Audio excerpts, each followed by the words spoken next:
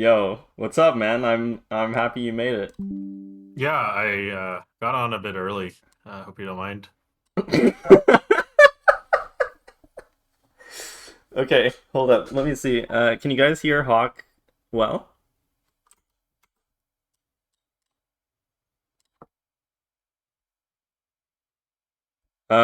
By the way, Hawk, if it like lags, I'll probably just stream to you on Discord. Oh, yeah, sure. Well, no, I mean, I think it's okay if you, yeah, if we obs like this, but uh, we just need Artosis to get in here.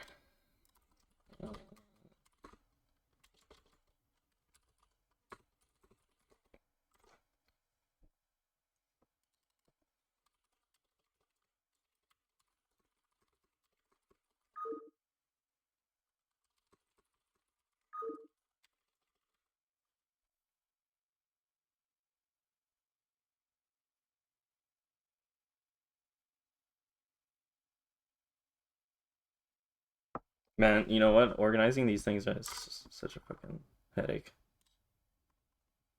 Um, so Hawk, what's up, man? Did you eat breakfast? No, I rolled out of bed and I Mm-hmm. got on Discord. That's the life. You're a trooper. Did you put Yeah. a wait there? It's like 10 a.m., right? Oh, yeah, it's the crack of dawn, 10 Damn. a.m. Yeah. Did the roosters wake you up or? Yeah, something like that. It was a little bit tough, but I made it. I didn't realize the Herculean task I was asking of you. Yep. But I do it for the community. I Hmm. am always willing to make sacrifices Hmm. for the StarCraft community, Artosis and is just in a fucking game, dude. I yep, I'm not surprised. He's in an extra high turn rate It's 14 Flash. extra high game. Is it Flash, dude? Or is it I love cock? Look, Artosis hasn't lived for the day until he's played an hour-long game. What fucking account is he on, man? And it looks like currently he's playing against a one-base Protoss for I the he's last 13 minutes. Is that he's right? yeah, I don't know. He's actually trolling so fucking hard, man. I can't. I don't know who's trolling more, him or you. But you came. I no, Hawk. I can't be like that towards you because you did sacrifice. How did you feel? How did you feel when I asked you to cast with me? You know, I Was wasn't it? surprised. Like I get it. Yeah. You really can't find a replacement How many people do you think I asked before you? for me. Yeah, before I asked you. Uh, let's not get anyone. I was the first pick. All right. Honestly, pretty close. You're third, Yeah. but Okay. in a sense, you were Whatever you second. say. Yeah, you know who was ahead of you? Uh-huh. Who's that? Nyokin. Actually, that's fair. Yeah, like I respect that. Um, Even though he wrote a Reddit post. Did you see his Reddit post? Yeah, he's retiring from. Yeah, he thanked everyone he casted with, which was um, Raz, Machine, Sham2, Scan, and etc. Um, Yep. so I I saw that too, and so I asked him, of course, and then I asked Jaeyun, and then I Dan. asked you. Yep, makes sense. Okay, but you were up there. I mean, I was considering asking you instead of Jaeyun. First. I mean,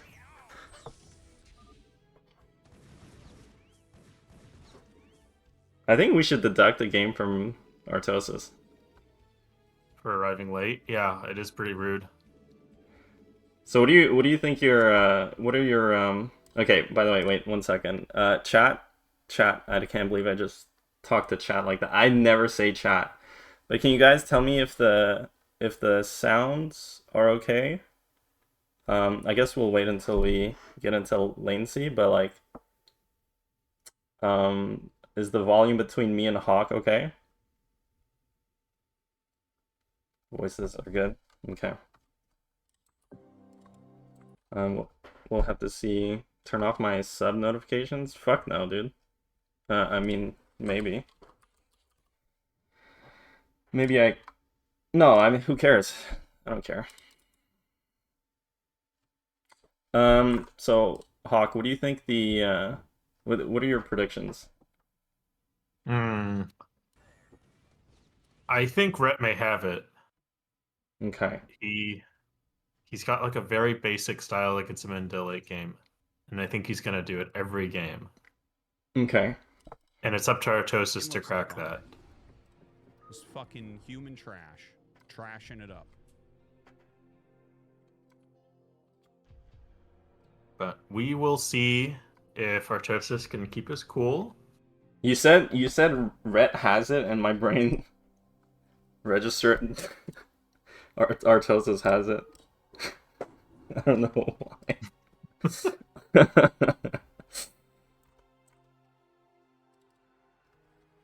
Who do you have favored? 1 sec.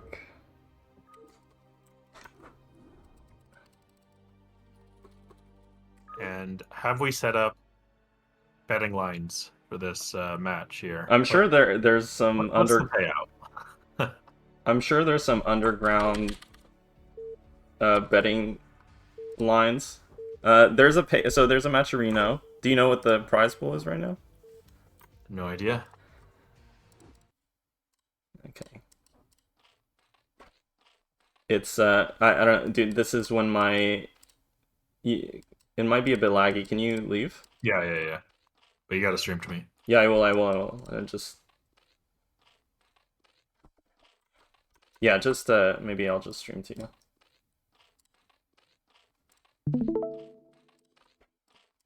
Oh, I have to observe at this. I just forgot, man. It's so miserable to observe too. I can't believe I'm doing all of this. Why is Artosis Zerg? He randomed. No. We're not actually. This is just a latency check. Oh. Yeah. Gotcha. There are bet lines. There's a Matcherino that I set up. It's currently at $728. You guys can pay some more coming in. They agreed so there's gonna be like a base payout of like $200, but the rest of the money is per game win. So underground, I think there's some betting lines underground, but I'm not part of any of that because I'm a respectable individual. I really feel like I don't actually know what's gonna happen today. Yeah, I totally agree, and I worry if Rhett beats him in the late game for the first couple of games, while Artosis could do well. I am so worried he's just going to start BBSing. Yeah. He does have a knack, or a habit. He loves this little BBS when he gets frustrated. It's a little off. They're complaining, of course. I never realized how much of a diva all the players are. About latency. Oh yeah, about everything. Players, yeah, they complain about lag all the time. I mean, they could do. Oh my god, I can't fucking type in this. You guys can do turn rate 20.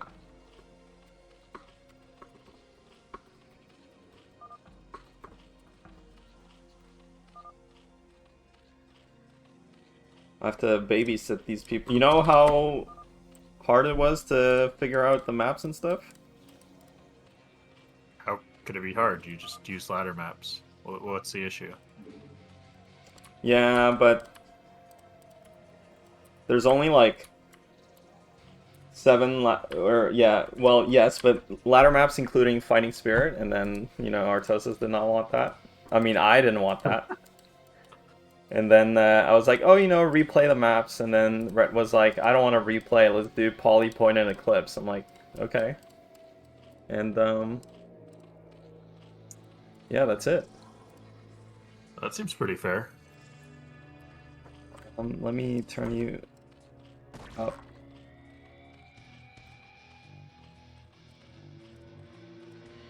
Okay, is the sound good now? Hawk, can you monologue a bit about, I don't know, whatever it is you like talking about? Sure. So, Rhett is one of my favorite old school players, Yeah. and I wish his time zone were different because it is too difficult to play when he plays. Sometimes I think about staying up just to play with him, and it's worth it. 6 a.m., 7 a.m., just to play with Rhett for one more day. Great guy. Yeah, keep going. You're owning.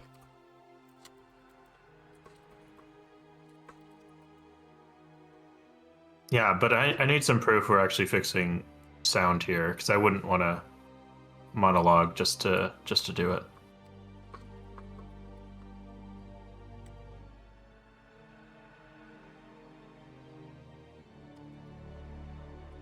All right, are we ready? I mean, I don't know why I might actually blow my brains out, man. I'm trying to figure out the turn rate with the players.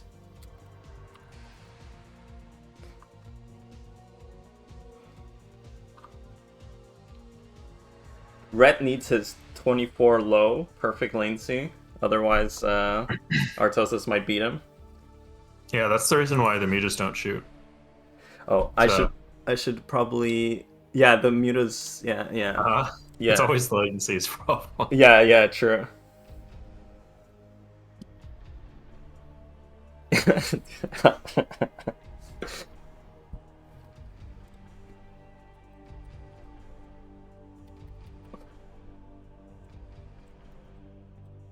I think 16 low should be fine. It's usually better than anything high. Well, they can do... the thing is, they can do... turn rate 20 low easily. But... someone is...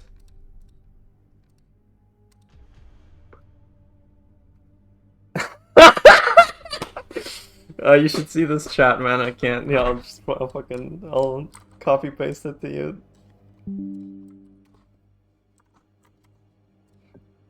Rhett wants the host to see if that fixed something, which is like fucking crazy. I can't. He's actually trolling so fucking hard.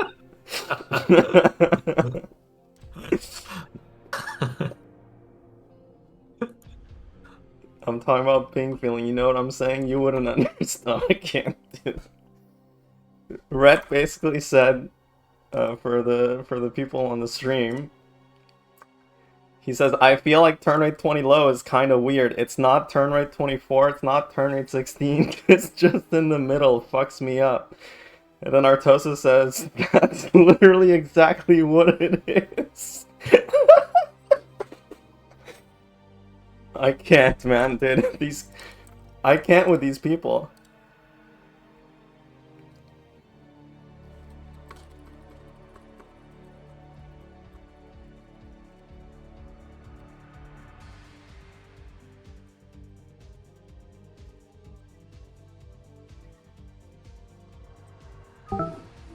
Dude, they're popping off, man. I don't think you understand.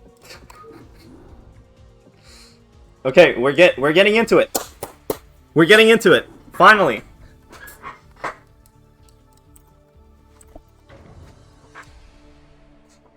Artosis is telling him if he loses because of turn rate 20, he should have practiced more. So we're here. I'll have to tell them to pick colors, though.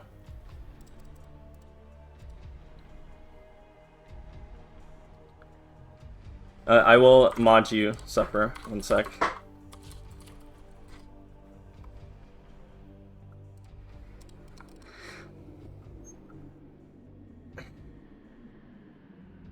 I can't handle all of this shit, Hawk, at the same time, man. I just talking to you, listening to you, watching VODs. I know I can just host top versus bottom. Okay. I could host top versus bottom, but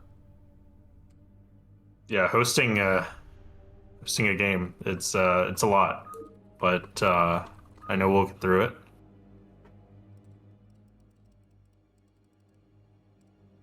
red and lime. Okay, good enough.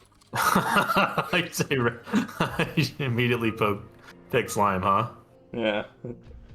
All right. Okay, we're starting. Game 1, Artosis versus Red. We got 9 games today. I can't believe this is happening. We're in here. Lime Terran. Bottom right, Radion, first map. It's Artosis, and in the bottom left, as the red Zerg, it is Ret. And, yeah. I can't believe we're here, dude. So, Hawk, you're telling me that Ret is favored. Yeah, I think he might be. He has his game plan. Yeah. And he'll stick to it. Yeah. And he'll get to late game, and once he gets there, it's pretty good. Like, his late game is pretty good. Yeah, I think you're onto something. But the mental aspect in this series is going to be a big thing, because we're playing 9 games, right? No matter what. And Artosis, everyone knows, is kind of an emotional player, let's say. Oh, what's this? Hello? Yeah, what is that? What could that even be? We're 8-raxing.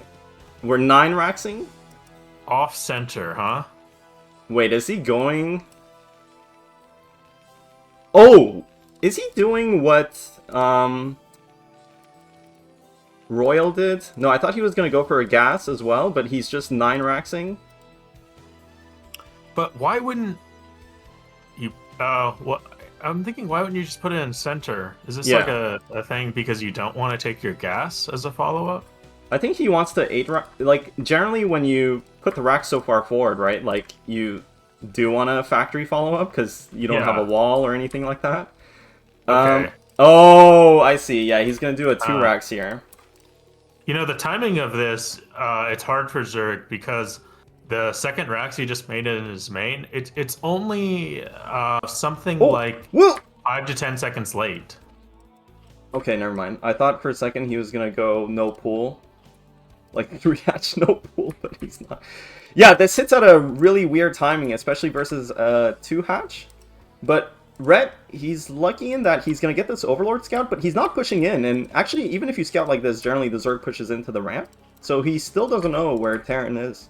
But yeah, if you see like his second racks went up at 10, and even if you drone scout this, it looks very similar because you see like, let's say a drone went in right now. Yeah. Like you see the racks finishing and you see the second depot, and you're like, all right, I guess that makes sense. Yeah. I mean, it's definitely slightly delayed. He can tell... The problem for Ret is that he doesn't actually know that Artosis is bottom right, so he can't even confirm the natural timing with his Overlord. And I think right now he might be confused when this drone comes to top right. It's going to be hard for him to get his bearings at all. Like, this is really confusing from Zerg's perspective. Well, I think at this point he needs to go ASAP to check the natural, and upon seeing no CC, you always throw down a sunken. Yeah. That's exactly what he's doing, but the Marines are already out. There's so many Marines for Artosis. And, I mean, you know, at this point, Zerg is basically building an Overlord, and Zerg really only wants to make drones, but he's got 4 lings, no sunken. I don't know, Hawk, dude. This might be the first game where if Artosis wins with this build, Red's mental, man.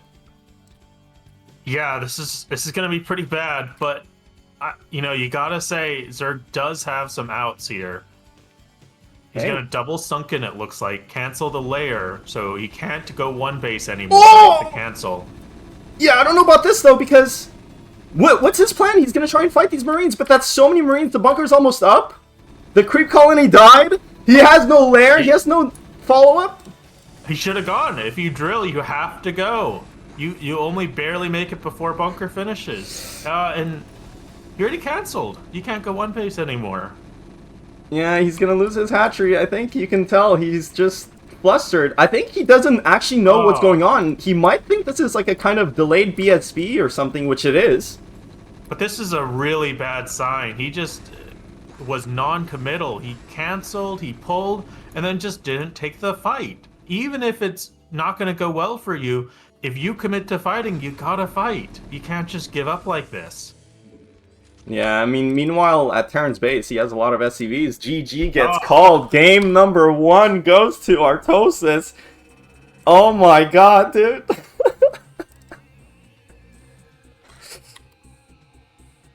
Oh, shit, dude. I can't believe it. Artosis might win this. If he doesn't let him get into late game, I don't see how Rhett's gonna do it. Okay, we're going on Polypoid, which is actually a good Terran map. You think he lost that because of turn rate 20? Yeah, for Okay. sure. Okay. Well, this is what I wanted to mention early on is that people kind of see Artosis as like an emotional player, but let me tell you, Rhett is an emotional player, and I think that kind of game right there might put him on tilt for the next couple games. And you know, one of the issues is Rhett is kind of an old school Zerg, and Yeah. back then they didn't have a lot of mapped out ways to deal with one base Terran bullshit that we do now. You know, Yeah. nowadays it's kind of mapped out when you go hatch first. These are all the responses you need to do. Back then, Terran bullshit, it was just open pool first, open 9 pool, open overpool. And that's kind of how you dealt with stupid shit like that. Yeah. And it's nowhere near as consistent. So I worry about this if Rhett now feels the need to start 9 pooling. Yeah, and I think there's more mind games coming in, because after Artosis whipped out that sick build game 1 and smacked him, he's taking a bathroom break. You think that's coincidental, or? Well, that last one was a long one, so I'm not, can't blame him if he needs to take a break after that, but Yeah, but I think there's a bit of mental warfare here. He's letting him fester. yeah, absolutely. You know, Rhett's blood is boiling. He's been practicing all week, I can tell you that. He's been playing a lot of different Terran players. So he definitely wants to win this, you know? And game 1, losing to Artosis like that, gotta be a bit tilting. Yeah, it is. But you also can't blame Artosis for doing stuff like that in such a long series. Right. He does cheese a little bit too often, especially the early game cheeses. In my opinion, anyway, he plays it too often. But it's perfectly reasonable to play 1 or 2 in a best of 7, especially best of 9. Yeah, Artosis is really funny because on his stream, you know, he's always about that skill, honor, and hard work. But when it comes down to tournament play, he's the first one to throw the kitchen sink at you. So, he's always thinking about mind games and different builds and stuff. Gypsy, can you name a player that BBS's more? Or that No. you've seen BBS more? He's always doing some crazy shit. And when it doesn't work out, he just has this imagination that every player watches his stream 24/7, and he's like, how did he know? I never do that. So right now, I think Artosis, he's very smugged out. He's like, look, this was a good mind game on my part. And as expected, he's gonna go into just the standard game after that, which I think like from a mind games perspective, when you do some mental damage, second game just playing standard, it's kind of like the standard psychology, you know? Yeah, for sure. And it looks like we're going to get a more normal game, even cross positions. So Rhett is not falling for it, opening 12 hatch again. And Artosis has a nice, easy wall in on this position. So both players are probably feeling very comfortable. Yeah, Terran gets a full wall, which is really kind of a comfortable feeling. You don't have to deal with any Ling aggression, especially when the Rax is facing inwards. Balanced. Yeah, very balanced. Well, that's why you can do it on every map now. Oh, wait. Yeah. Well, the thing about Rhett is that he's very unlikely to do a 9 pool or do something crazy, right? And I think Artosis is key to winning this series as we go into, you know, deeper into the series. Is he needs to abuse that. He needs to abuse that Rhett is a bit predictable.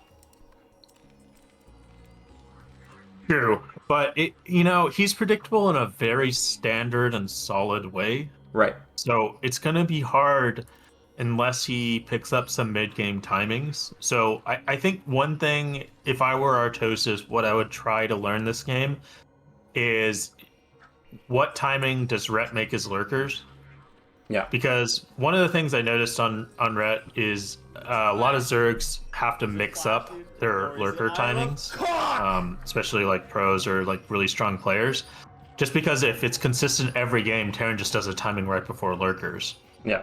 And I do really question whether Rhett has a bunch of different timings to pull out in that one.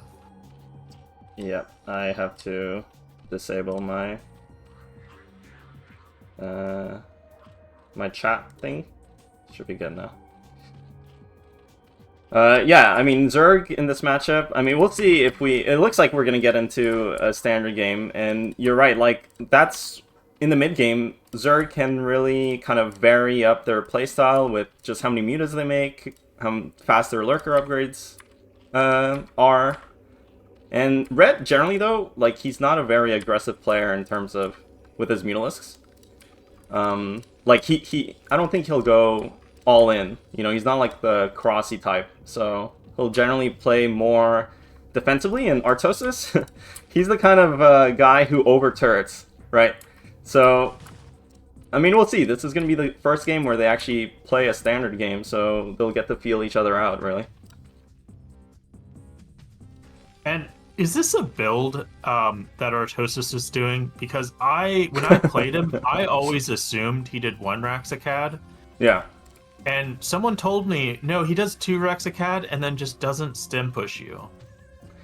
And I was really confused because I was not aware this was a thing. Is it?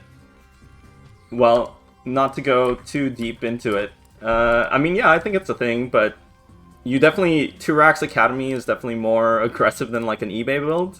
Like, generally you'll see Marines and Medics outside the natural, threatening the push, but on cross map, that is kind of hard, and he is kind of, let's say, putting his own spice into the build.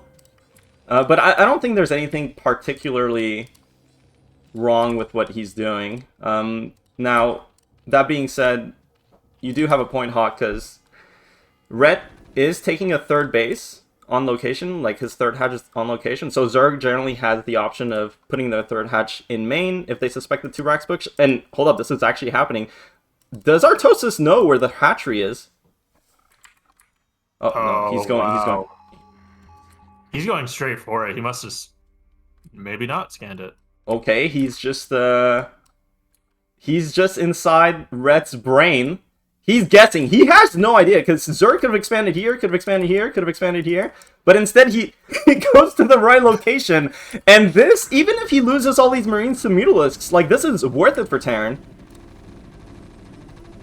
Yeah, for sure. Especially cross positions, because Mutalisks aren't doing any damage if they need to go all the way to Terran's main. Well, his turrets are a bit late. Well, maybe it will. The turrets are not out. Yeah, but look at this. No, okay. Red has to respect these Marines because he actually made no sunks. That's only one medic, so Zerg should be able to dispatch this pretty quickly, and range isn't finished. Oh, he actually has the right idea, though. Look at this. He's immediately going up to 4 hatch and clearing the Marines. Yeah. While this should still be a slight edge to Artosis, not much, but a slight one, he probably won't respect how quickly Zerg gets back into the game with this 4 hatch production. Yeah, I kind of tend to agree with you, Hawk, and to be honest, that trade was so good for Zerg. Like, when you move out with just one medic, you can't really trade with the Mutalisks. You would at least want to kill one Mutalisk for that, or two, but he lost none, and this run-by actually is not going to work out for Red, because there's turrets already in position. He does kill 2 SCVs, but loses 1 Mutalisk, and then also takes a lot of damage, so overall, a bit overzealous there from Red. Yeah, I did talk with Rhett before the series started, and the one advice I gave him is don't bother all-inning or attacking or harassing in the mid-game, because Artosis will build 15 turrets. Yeah. And there's really not much to be done. Yeah. I mean, you gotta... From Artosis' perspective, though, this game, I'll allow it, because he did delay that 3rd hatchery. That was, like, a really good move. And look, double starport coming at a really fast time. Queen's Nest just now gonna morph in, but, you know, Zerg is pretty poor, and, like, the Lurker upgrade is very expensive, Hive is expensive. He doesn't even have... Okay, he does have 11 Mutalisks now, so... And he did go into Hive. I think that means his Lurker upgrade is a bit late. Yeah, well, Artosis is pushing, but he's doing it with 2 medics. That can't be right. Yeah, I told him... Map? How are you going to get across the map? I told Artosis many times, don't push out when you're doing this 3 racks 2 port. Like, you need to get up to 4 racks at least to fight Mutalisks, like 11 Mutas. And this is scary for Terran because he might get all these Marines eaten up over time, especially with only 2 medics. Like, they're almost out of energy. And, I mean, I don't know, this... there you go. 2 more Marines get picked off. He just... And in terms of timing for Red, everything seems to be really well timed, even after losing his 3rd. He's back up on drones, almost even in supply now. Yeah. You know, Zerg could have a couple more drones, especially at his 3rd, but he's going to have Lurkers. And like you mentioned, his Hive is good. But Terran also, like, he didn't really get harassed at all. He's got double port coming, so in theory, like, if you're Terran, you're feeling pretty good about this game. Oh, two Marines actually get through to 12 o'clock. Yeah, that's some new meta shit. I don't know how well Red's gonna deal with these split-offs. Look at this multitask, man. He's everywhere. Red playing at 400 APM. Artosis only at 289, but Artosis making him just sweat all over the place. All of these engagements going well for Artosis. He's killing so many drones with just 1 Marine. What? Oh, that is terrible. 6, maybe 7 drones. Okay, I think Red is, you know, he's falling apart a bit here. That's only 1 Lurker, but 1 Lurker should be enough, especially with 10 Mutalisks to hold off this attack. Back at home, Artosis macroing like a Chad. That second eBay gonna come soon. And Red, I mean, he doesn't have that many Lurkers, and they're not in a defensive position. He's actually going out onto the map. This is, like, this can be really scary for Zerg, right? Yeah, for sure. And, you know, Red is making a very common mistake that a lot of players make when playing 2-hatch, which is that he's building Lings when he has gas. What's the point of Lings if you don't have the larva to spend your gas? He's got 1,300 gas. So his army is tiny. Look, he only has 2 Lurkers. Yeah, Hawk, sometimes I just think you're such a genius, man. Like, that's a very simple insight, but it's so true. And here comes Red with the attack. He's clearly desperate. Artosis is not paying attention. That should have been one-sided for Terran, to be honest, but he just didn't focus that lurker down. Of course, a lot of supply left over for him, though, so he won't die or anything, and at the end of the day, that was a slight trade for Zerg, but, you know, Artosis is going to feel good about this. But on the other side, if Rhett can get away with this and hold until ultras and doesn't get punished for not making gas units, he could potentially spam ultras just non-stop. Yeah. And it's up to Artosis to actually punish the lack of gas units currently. There are no Scourge. There's maybe 4 lurkers left. And we'll see how many Defilers end up getting made, but... Okay, so 8 Scourge. This is getting better. Yeah, I'm kind of liking Rhett's position slowly. This is kind of hard for Terran to break. I mean, he's going to have to split his vessel usage well. And from Terran's perspective, you're thinking, should I go deny the top right base? Should I try and pressure this 12 o'clock base? And I think he's doing the right decision, Artosis is, going for this top right base. There's only 2 lurkers here. There's no Nidus.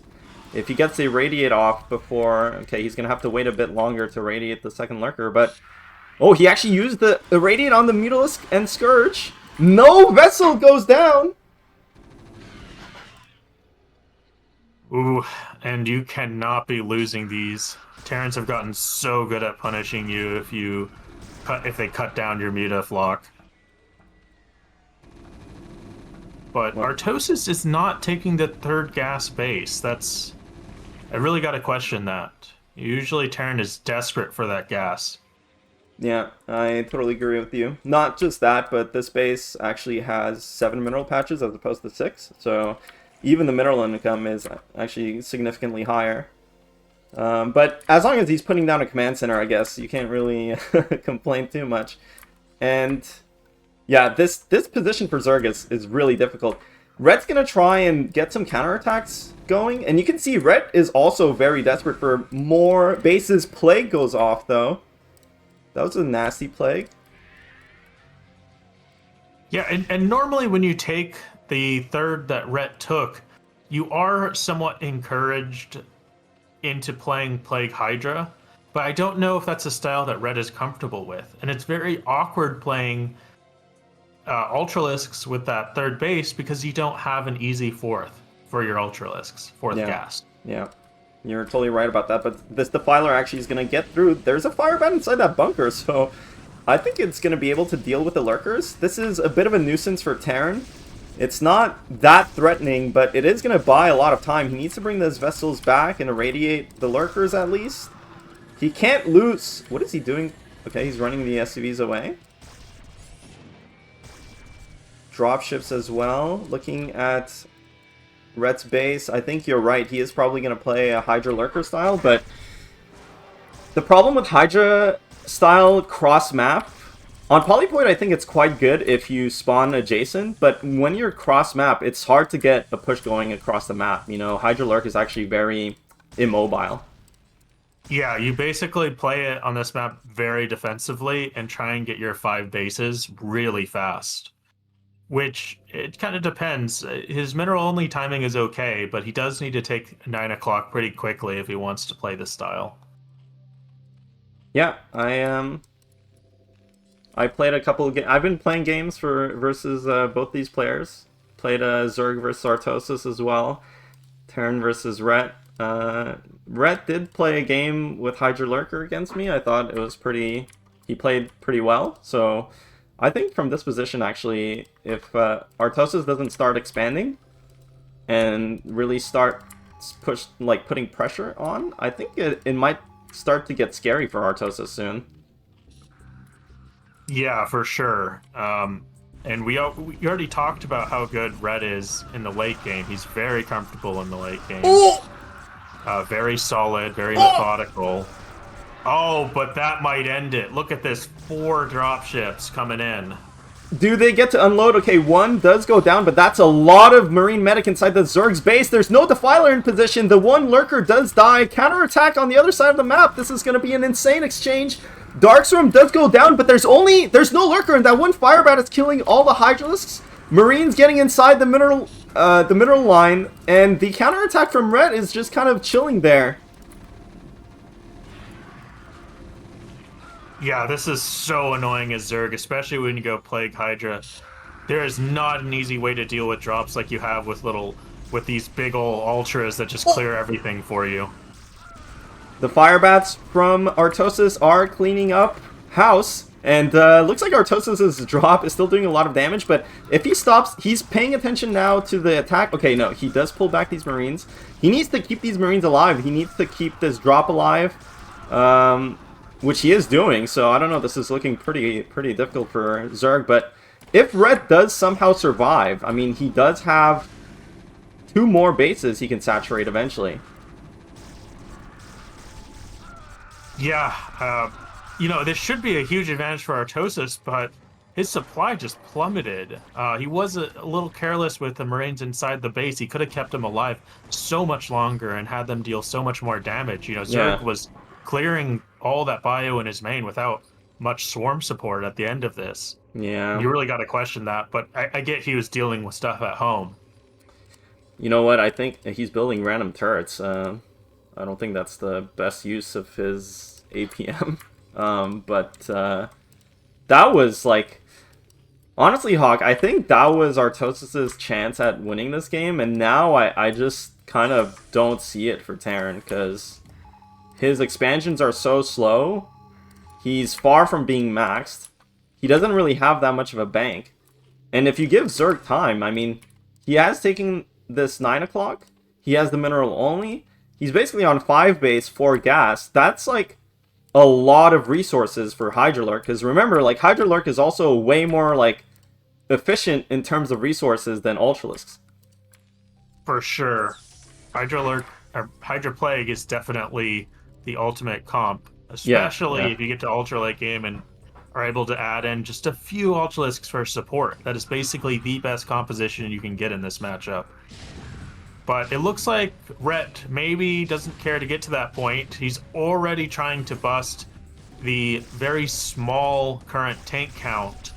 And this is really what you want to do before the tank count starts getting huge. Yeah, this was a really good attack from Rhett.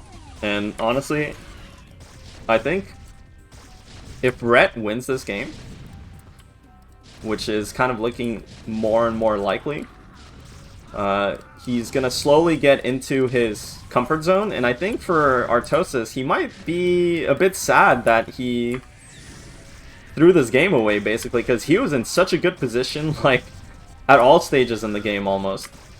He was, but, you know, one thing I noticed is he's not keeping up with his irradiates.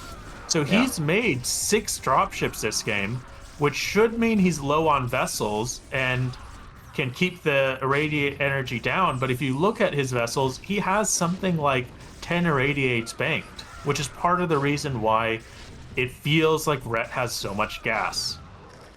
Yeah, and Rhett, honestly, double dropship going to 9 o'clock, that might do some damage, but this front attack from Rhett is not getting dealt with efficiently, and okay, 1 drop goes down. The D-Matrix drop won't go down, but so many Hydras. Okay, it does too, and that's it, man. That's it. Wow, look at that map vision Rhett has. Yeah. With all the red dots. This is some old school pro player shit. They were taught to do this all the time. Yeah. And it is so hard to do, so APM intensive, to remember to get your vision in this matchup late game, but yeah. Well, you know, it's also very good. I've heard a lot of memes. GG gets called. Artosis goes down in this second game. Red's gonna be very happy about that, and I think this really kind of swung the tempo, because it was so close to Artosis winning that game in such a, like, you know, when one Marine kills, what was it, like 5, 6, 7 drones from that one Marine. What channel am I in?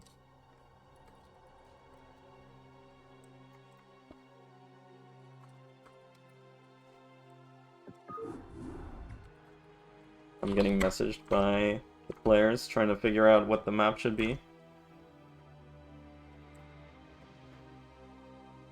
The point is, Hawk, that game was close as fuck.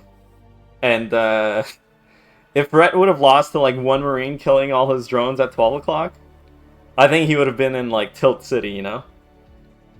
Oh yeah. It would have been unrecoverable. But I think we have a game now, and now it's a question for Artosis.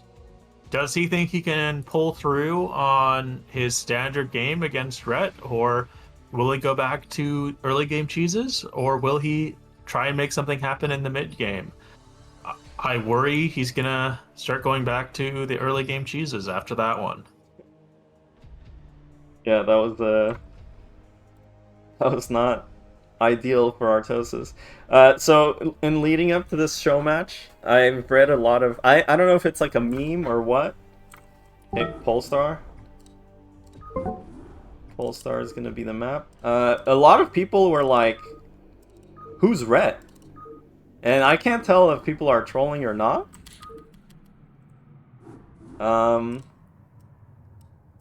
But talking about old school pro gamers, for those who don't know, I mean, Rhett is one of the OG gamers, and he did go and play on a Korean pro team back in the Kespa days. Yeah, there was, I think, 4 notable people after the very early part of StarCraft that went to Korea that I remember, and it's like Idra, Noni, Draco, and Rhett were the main 4. Yeah. I'm afraid I'm missing someone, but those were all top players in the foreign scene, and then they went to Korea and got even better. Yeah. But Rhett was a very strong foreigner. Yeah. I mean, Rhett's been, I mean, he's one of the legends, really, of the StarCraft scene. But Artosis himself, I mean, he's always been a top WCG USA finalist. Yep. Yeah, 3rd place. Yep. Yeah. Yeah. Did you used to play? Did you ever play in those WCG USA stuff? Because Yeah, I played WCG 2010 qualifier when I was like 11 or 12. Uh-huh. And I qualified, and my dad was like, "What the fuck is this? What do you mean they're gonna send you to Seattle for the competition? No, you're staying here." Yeah. And I was like, "All right, I guess." He's like, "They'll have it next year," and they didn't. That was the last year they had it. That's so sad, man. But to be fair, sending a 12-year-old to some like random game thing across the country is a little sketch. So Were you? You're trolling me. You weren't 12 in 2010, were you? Yeah, something like that. The fuck? What year are you born in? No, I wasn't 12. Wait. Dude, you're trolling so hard, man. You're Was actually. it 2008 then? No, can't be. When was the last WCG? I don't know if I can seriously take this conversation anymore. Wasn't it 2010? Yeah. 2010 was not in Seattle. That was Cologne. Seattle was like 2007, I think. No. Possibly. That was the one that Savior played in, right? And like PJ beat him.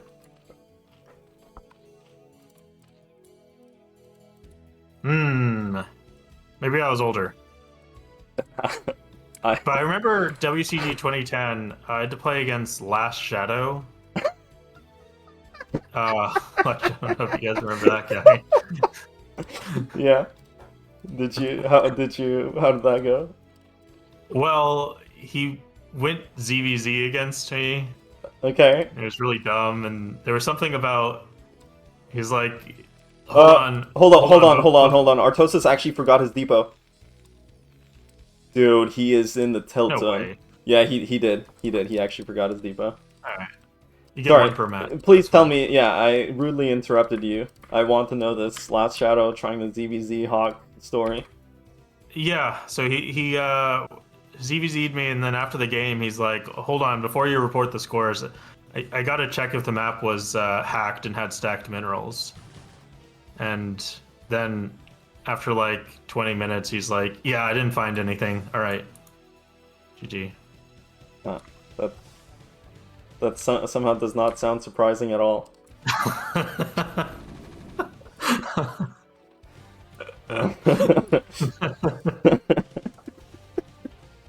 Marines coming in, and this is sick timing here for Terran, kinda. I mean, you never see 2 Marines. I don't know why Rhett is scared of 2 Marines, but Artosis is gonna get away with that. And 2 racks follow-up. I mean, another standard game cross-map on a 4-player map. You know, I think if this is...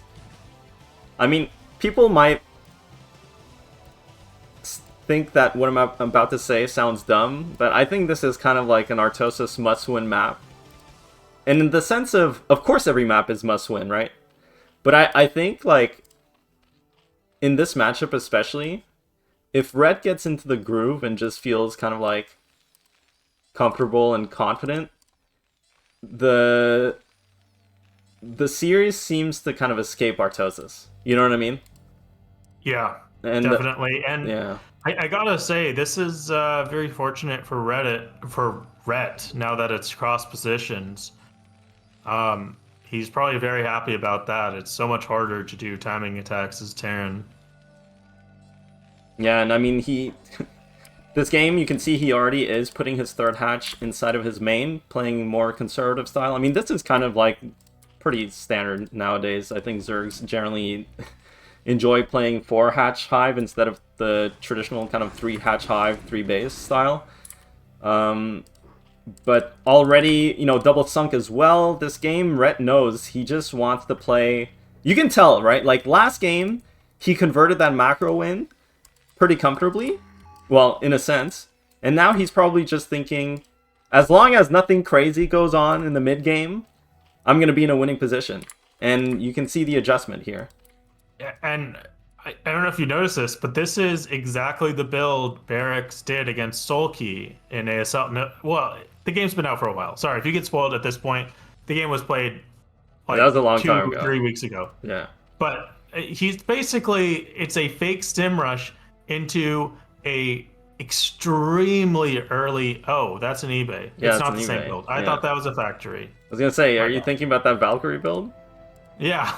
Yeah. I thought for sure that was a factory. You think missing the depot was part of Barracks' build too? Yeah, probably. Yeah. Yeah. But I wouldn't be surprised if that's he... not the factory. Why? Where is it? No, just a nice 3 racks. Okay, alright. This is only 5 Mutalisks. Now, the thing when Zerg opens with this 3rd hatch and double sunk, they can't get 7 Mutas out right on time, so...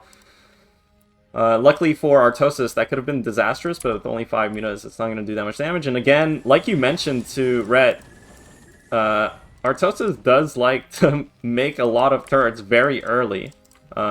At the expense of his tech, you know, because, for example, his factory could have been pretty much like... Yeah. Cross positions, and you're not going +1, you know, 4 or 5 racks. Your factory timing should be at around 6 minutes. Yeah. Like, this is, for the positions, a pretty late factory. Yeah, and, well, at least he's not losing SCVs, you know, and he's going to get into a macro game. But Zerg is looking pretty comfortable. I mean, he has really good saturation, and he's taking a 4th base. And Terran's putting no pressure on, again, with this 3 racks play. Oh, he's adding a 4th racks a bit earlier this game.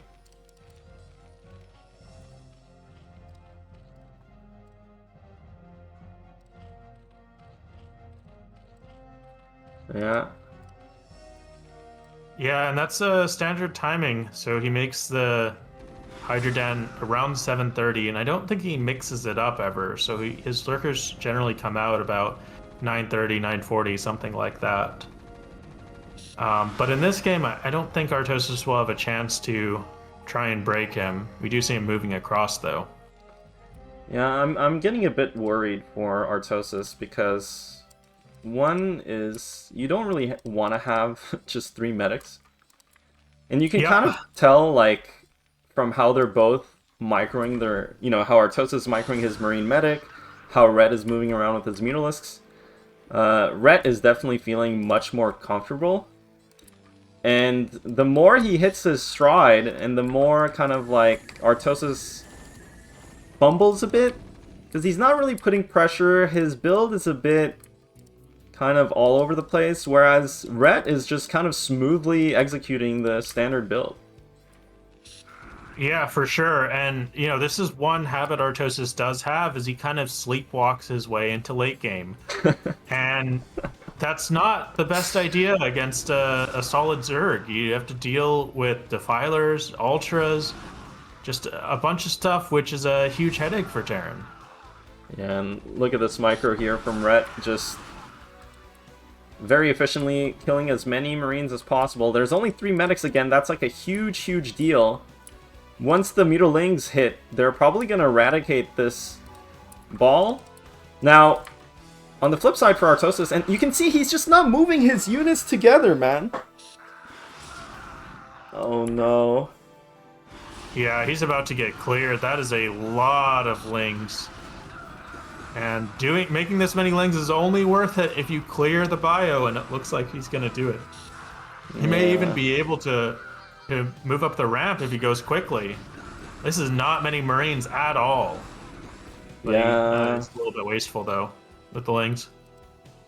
Well, now there's also a timing for Zerg to basically contain the Terran with lurkers, and Terran's trying to go into 2-port, so tanks aren't really on his mind. He does not want to deal with lurkers at his front door. But honestly, like, Zerg is kind of in a commanding position. Yeah. For sure. I think he probably could have won off of that, though, if he was just a little more able to keep up the aggression more quickly. The bio count was very low and he had lurkers coming.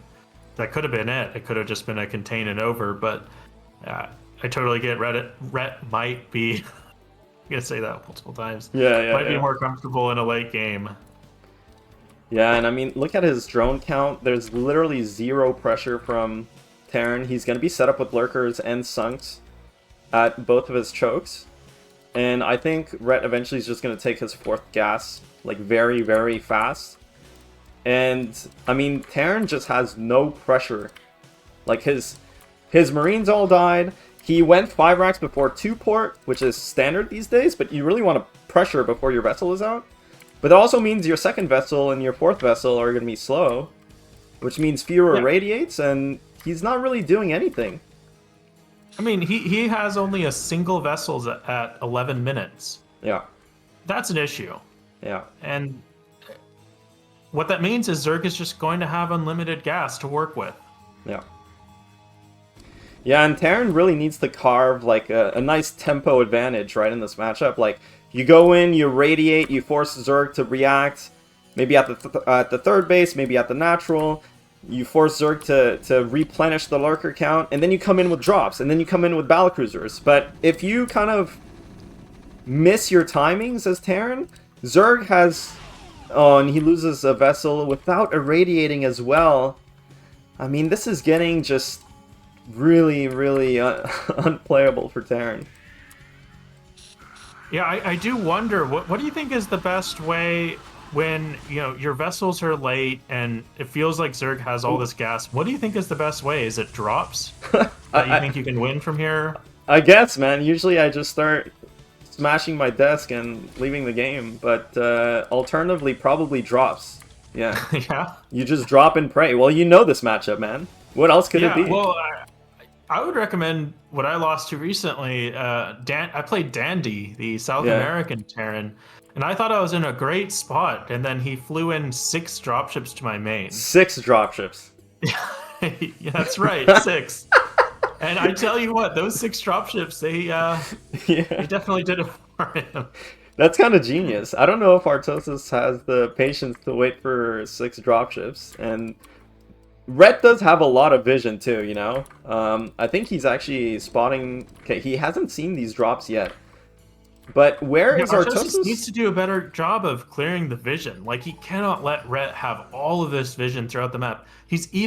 Rhett has so much vision, he's able to basically move around these contingent forces. And it's so annoying to deal with. Like, he catches the Swarm and Lurker here, but, you know, it's a question whether he's going to keep on being able to do that.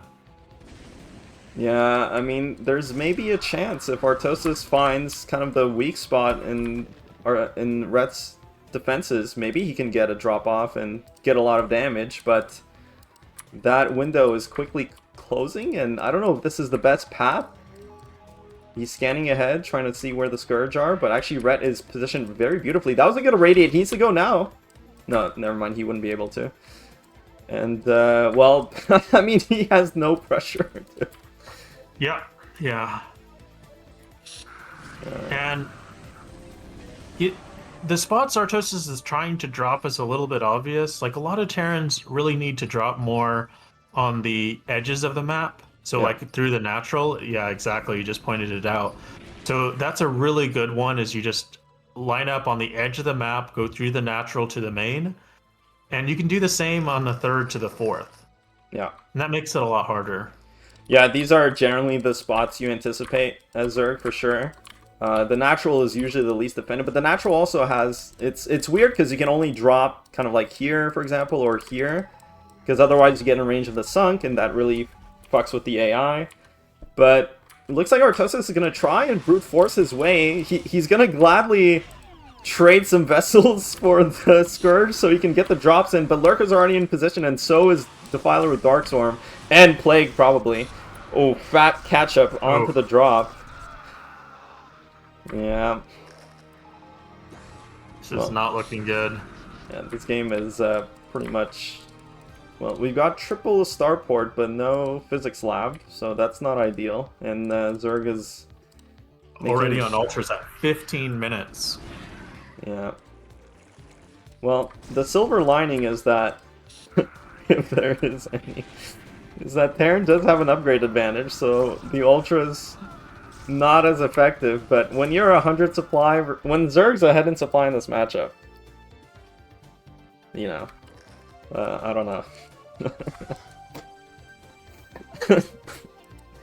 Oh, dude, Hawk, I hope the rest of the games don't start looking like this, man.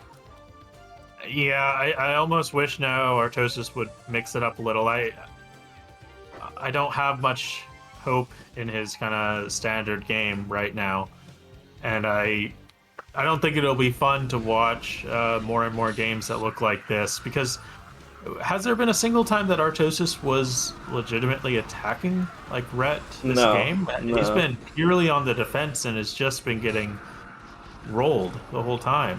This game was an absolute dumpster fire from the moment he forgot his second depot, and that really I'll tell you what it is. It's the TR 20. Oh, TR yeah. 24 or Yeah. TR 16 would have hit that depot. Everything would have been different. Yeah, Red was actually he was reverse psychologing Artosis. He's like, I don't want to play on turn rate, you know, I want to play on turn rate 24, but actually Artosis is the one who's being disadvantaged by playing on turn rate 20. You're right.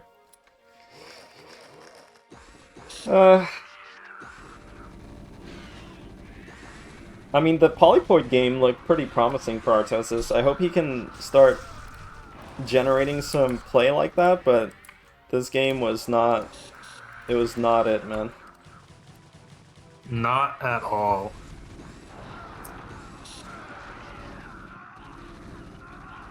Yeah. It was looking good for him. You know, game 1, solid win. Game 2, I'm telling you, I think if he won last game, that might have broke Rhett. Because, like, if you lose a game, like, especially that last game where he lost, again, I'll go back to that one Marine killing a bunch of drones, you start tilting mentally, like, 100% as a player, right? And then if you lose that game, you're starting to feel uncomfortable, you're starting to feel annoyed, and that puts you on edge, and that kind of makes you play worse, obviously. But the fact that he won that game, and then this game, everything probably felt smooth for him. Like, he's microing mutas, he's killing all the Marines, he doesn't have to defend against anything. Then in the subsequent games, you're also going to be playing comfortably because you just have that confidence now. For sure. And it goes the other way too. One trick you can do is you can kind of make a player feel more confident about a style they're going for than they really should be. Yeah. So if I were Rhett in this situation, not that I've done this before, Yeah. against Artosis, is I might want to make it look like you almost had it in late game, so he keeps trying to go into late game, and it's like, if I just was a little bit cleaner with my mechanics. And you just really hope he doesn't realize like how behind he was and tries to do something different. So like the competitive player in me really thinks that's like the way to go when you have these types of games. Like don't show how much you're ahead by. I feel like that's a page right out of Tai 2's book. Oh yeah. You're like the Tai 2. You're the final form of Tai 2.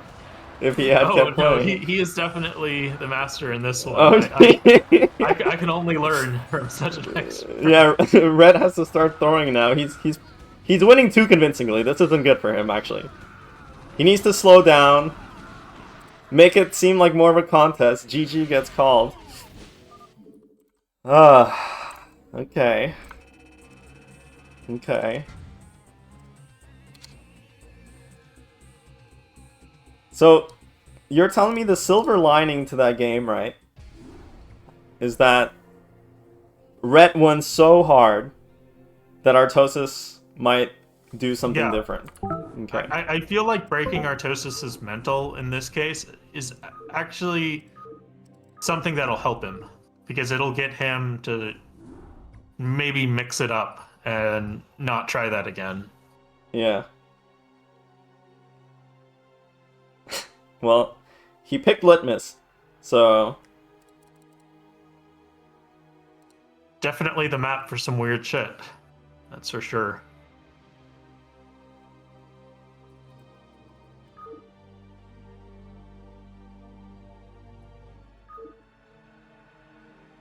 Now, I really have not played on this map much, but my understanding is that there's like a very annoying 50-50 Terran has where they can proxy 8 racks, and if Zerg goes pull first, they just are ahead. But if they don't go pull first, the problem is they can do like proxy 8 racks into 1-1-1, and it's really strong because of the gas in the main. So you get all this harass against the hatch first, and then go into like super fast vessels and just kind of abuse the double gas. Now, that sounds really smart. But will we see it from Artosis? Yeah, I don't know what I was thinking explaining that build. Yeah. I don't think I've seen Artosis 8 racks ever. Yeah. I don't remember him ever 8-raxing either. Might this be the fabled BBS? Well, it's probably too late for that. I do wonder what his plan is. Did they get to pick the maps, or are they... Yeah, they're loser picks. Yeah, the only map that was predetermined was the first map. And they knew ahead of time, which is why Artosis had such a genius plan for game 1. Oh, well, there you go. It's going to be an 8-racks, but he's keeping it pretty safe, you know, as part of the wall-in, and not even doing it in the main. So I do have to question if he's making use of the map itself. The thing is, this is, I'm fairly certain, not linked height. Yeah, I think the depot goes there. Yeah, right? It does. Yes, Yeah. depot left, racks right. So. Now, fortunately for... Okay, overpull. Alright, so this is very good for Rhett, but there's actually a lot of technicality that goes on even in the 8 racks versus overpull matchup, because, you know, depending on if Terran keeps making Marines or not, and then Zerg really needs to scout that, because if Terran keeps making Marines, and delays are natural, but Zerg stays on just 4 lings or something, they can die to like a delayed bunker. Now, I don't know if I don't know how Artosis usually approaches his 8 Raxes. He is getting a gas. Okay. Okay. Rhett might lose the Overlord. I think that's what Artosis is going for. I think he wants to play standard and just kill the Overlord. He's going to wait till 2. He should. Yeah, it's hard to say. If he pulls the Overlord right now, it's possible. He sees it! Dude, I can't! What is he doing? Kill Just it! go if you're going to reveal. Kill Why it! did he rally it out? Oh and then move my it back? god, dude!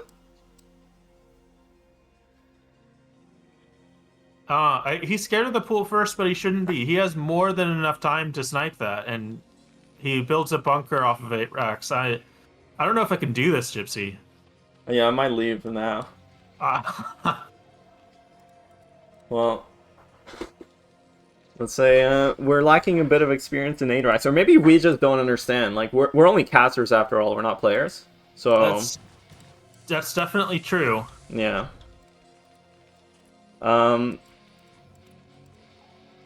The thing is, the bunker is so telegraphing too, because he's also just not making Marines, and then he doesn't expand. So I actually like the idea. 8 racks gas is so good in this matchup to throw in. Like, it's just a completely different opener. Zerg really has to adjust. It, like, you know, Zerg a lot of the times in this matchup, they kind of autopilot, assuming you're just racks expanding, and throwing in tech builds like this is like really, really good. Yeah, and the hardest part about it is that Zerg cannot open direct Spire against 8 racks into 1-on-1. Now, in this case, they can, because basically nothing was done with it. But normally they can't, and it's a lot of Zergs get really confused when they're like, yeah, but I need to make Hydras, and then what do I do with them? And it really does kind of check them on whether they can play a little bit differently. Yeah. Well, it looks like Rhett is... That being said, though, like, at this point it's very ambiguous for Zerg, because this could technically also be... Could be 1-on-1, could be 2-port, could be this insane 2-fact, probably Vulture speed timing. Yeah, it's Vulture speed. So, it is very ambiguous.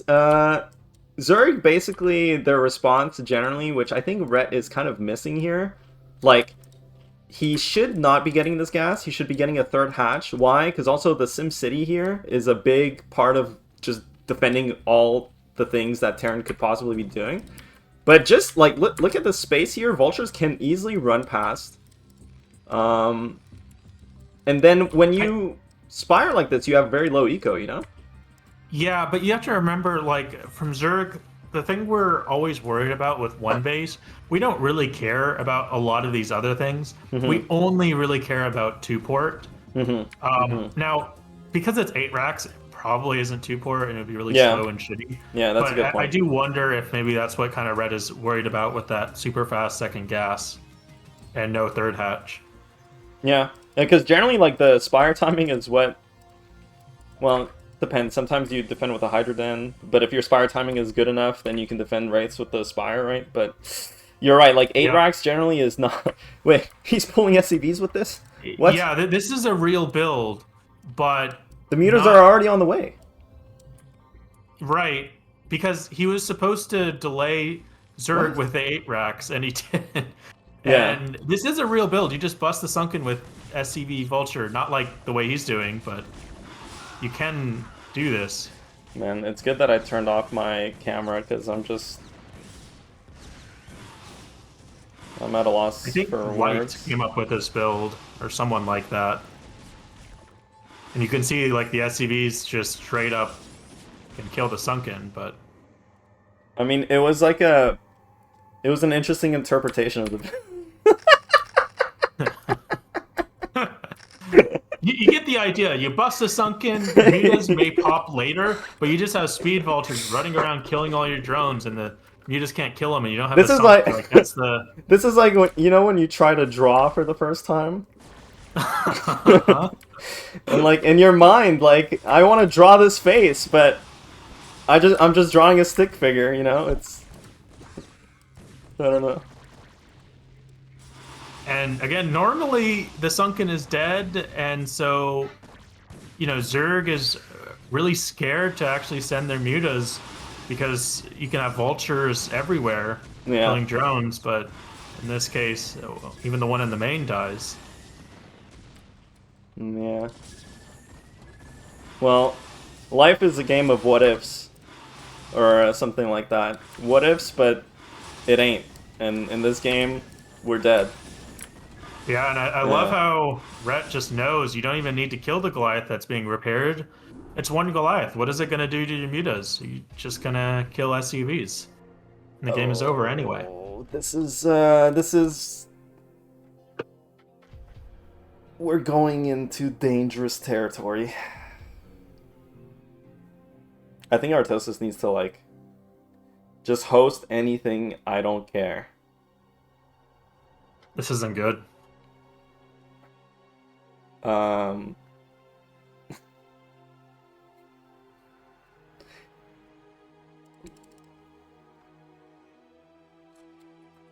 I'll give him a chance. I need to WC 1 sec. Maybe when I get back, you might have a map in mind. Yeah, I'll take the break for him.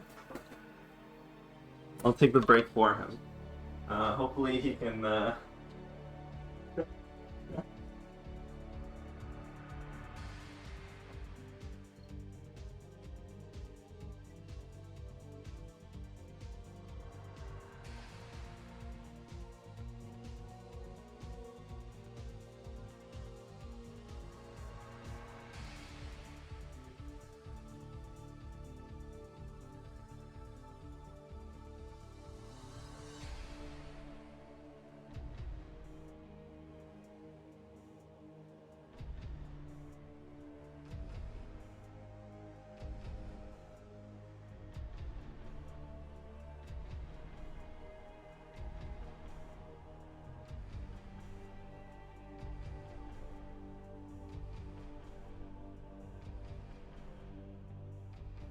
I'm a bit.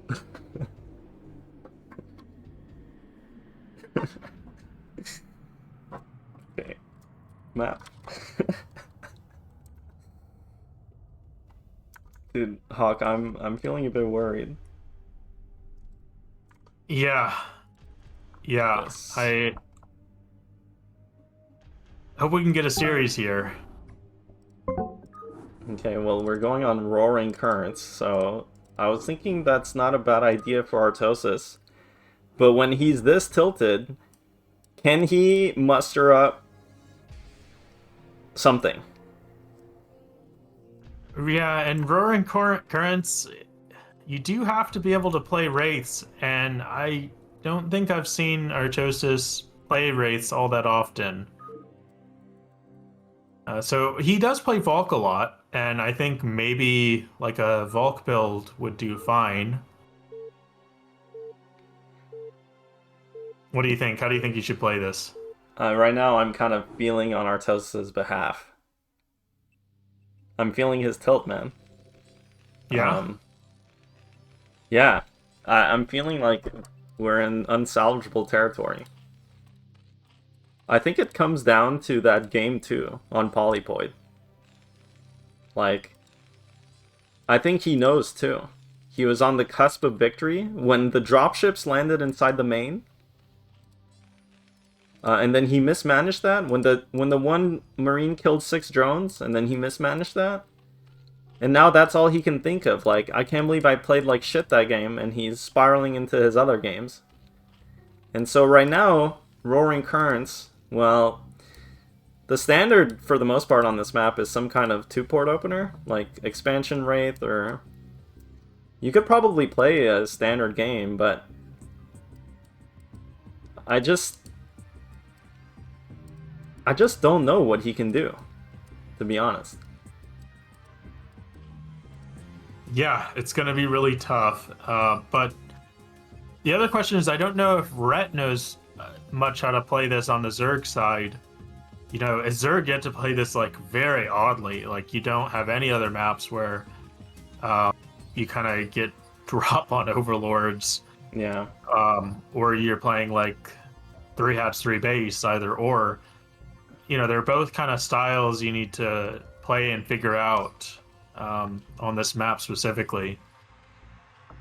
Yeah, the thing with this map is all of the bases are actually very low. Not the main and the natural, but like this base and this base has very low mineral and gas count.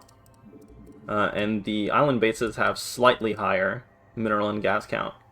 So these bases you're kind of disincentivized to take, in a sense. And if he just plays like a normal ZVT style, like, where do you... Like, you don't really have a third base to take, and then you put lurkers and you're safe. You know, so... But at the same time, Hawk, I feel like there's a pretty straightforward plan. If you just drop and take one of these island bases and maybe the other, and then you just spam sunks at your front, you can pretty easily play something like Crazy Zerg, right? Yep. And there's some weird hybrid versions where you do 3 hatch, 3 base, and then just give up your third if they commit to bio. Yeah. Which sounds ridiculous, but it works all right because, again, your natural is impenetrable and you're already getting dropped. So, like, very quickly you give up your third and you're double expanding in the islands. Yeah. So there's some play there, but again, all of this is not something you have practice with on any other map as Zerg. I'm also very surprised that Artosis didn't go for just command center first. He should know that Rhett will basically never... I don't think Rhett's ever going to 9-pool. I told him too, I'm like, Rhett's never going to... Like, the most aggressive thing he's ever going to do is overpool into hatch into links. And that's not aggressive. Like... So, getting away with pull with the CC first or anything like that. And, okay, well, I'm sorry to say, but Artosis is doing this non-build. No, I like this. It's 1 Raxacad. This is my favorite TVZ build. Maybe not on this map, but I think he has the right idea of playing less safe and going for something. Which 1 Raxacad is a little bit less safe. He's cutting Marines. Okay. What's the plan here? Because by the time he has Stim, he's going to have fewer Marines than if he did a normal 2 Rax opener. My suggestion is either throw down like a 530 factory, like full commit. Okay. Or he should just like 5 Rax +1. Either or. And I think he would have a pretty good shot. That's why we got the Academy first? Look, let's not worry about that too much. Okay. Sorry. I got my notepad out. I'm trying to learn. Okay.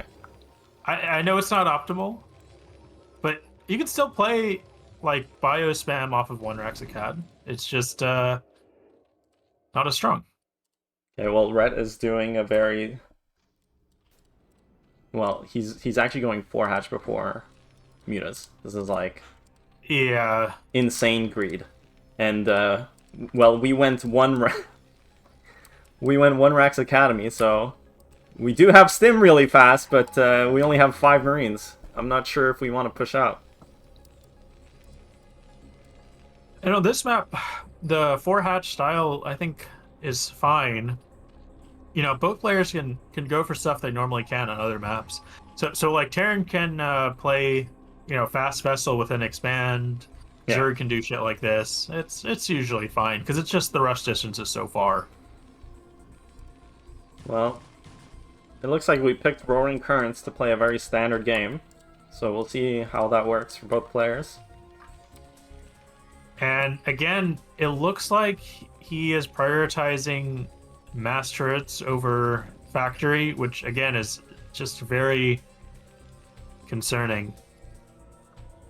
Yeah, and unluckily, like, I actually really like Rhett's adjustment here, right? Because he knows, right, at this point, Artosis makes so many turrets, and he opted to go for this 4 hatch before mutas, which means you delay your muta timing, but that's okay, because Terran's already overreacting to it. Like, he has 4 turrets in his nat.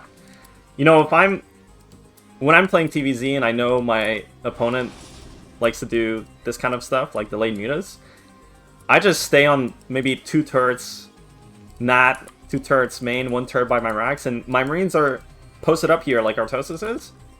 But I have a bunch of minerals. My tech is going, and I'm fine with this. Yeah, and you have a lot more time than you think as Terran to punish it. So let's say even Artosis scouted this 4-hatch stuff now.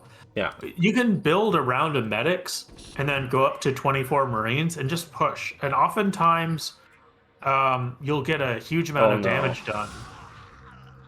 Ooh, wow.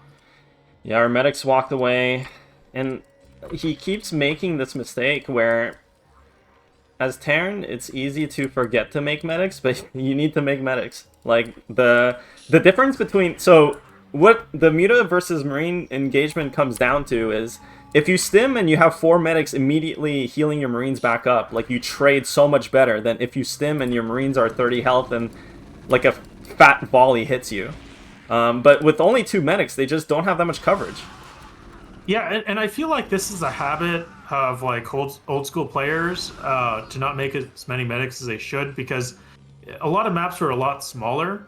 Yeah. And the bigger the map, the more medics you need. Because you basically, to move across the map, you need to stim.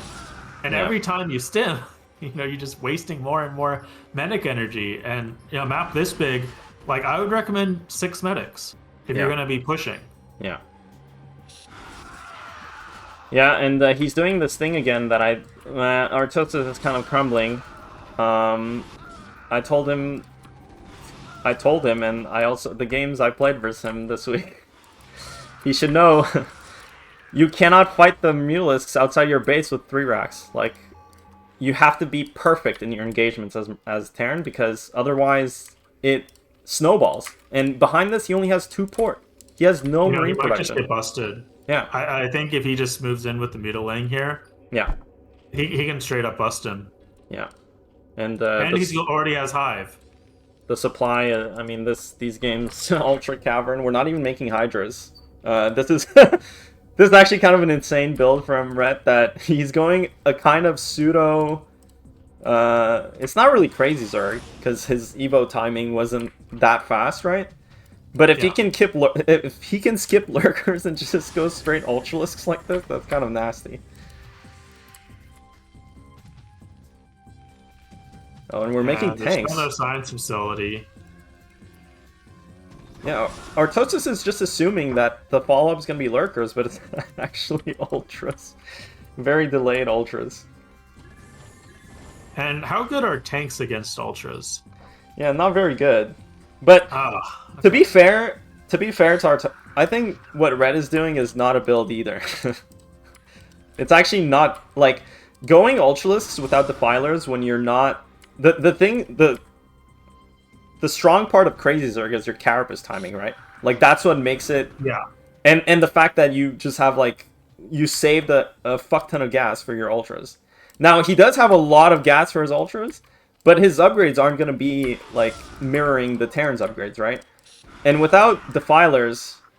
I mean, that being said, like, he's so far ahead. So, what Red is doing...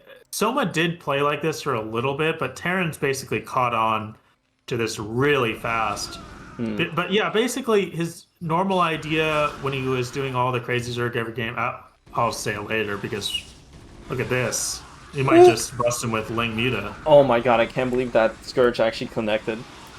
I feel like if the Vessel was alive, maybe there's a chance here, but this...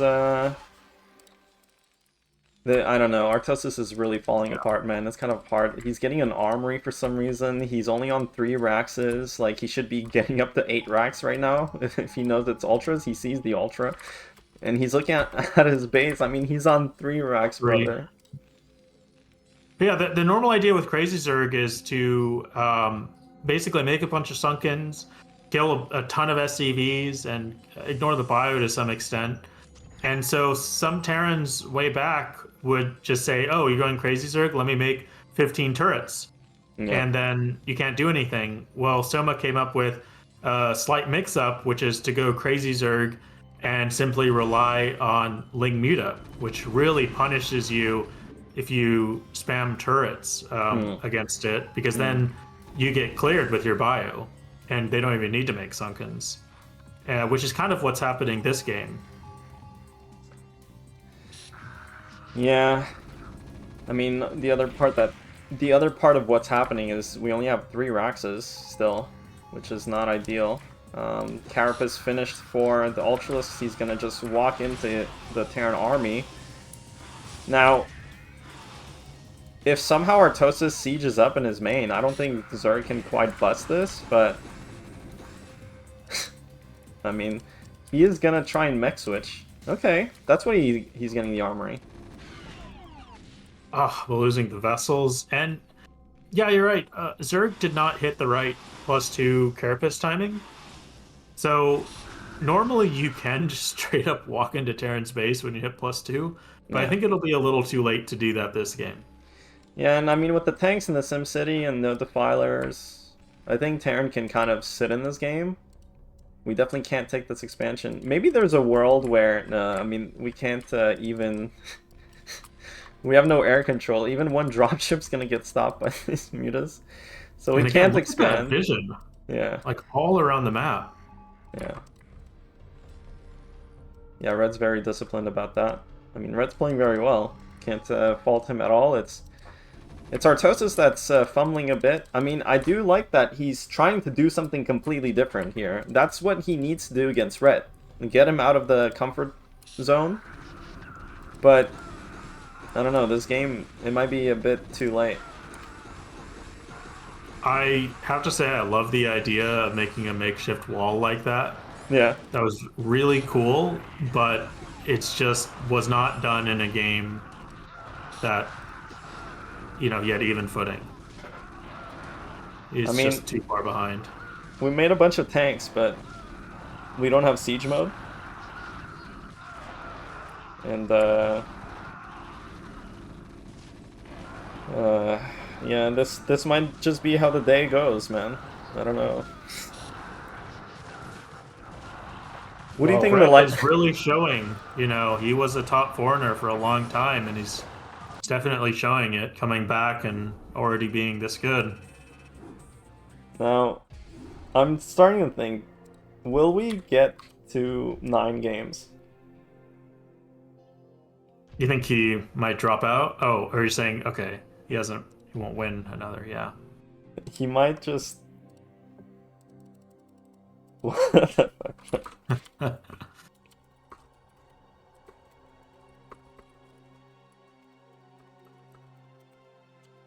All right, let me message some coaching to make it even. Oh, never mind. He's not going to take your advice. What do you know, Gypsy? I'm trying to.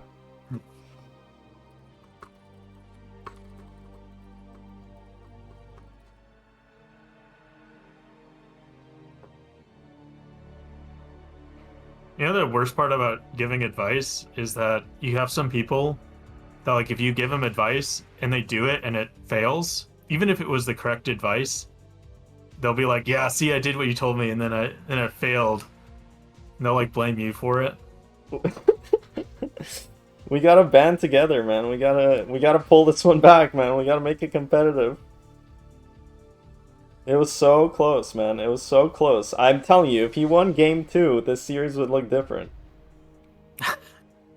It was so close. He had 4 drops in the guy's main, man. He had 4 drops in Zerg's base, and he lost that game.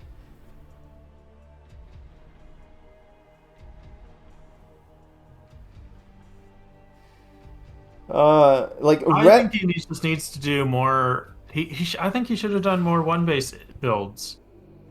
Like, I'm actually really surprised he has not cheesed more than game 1.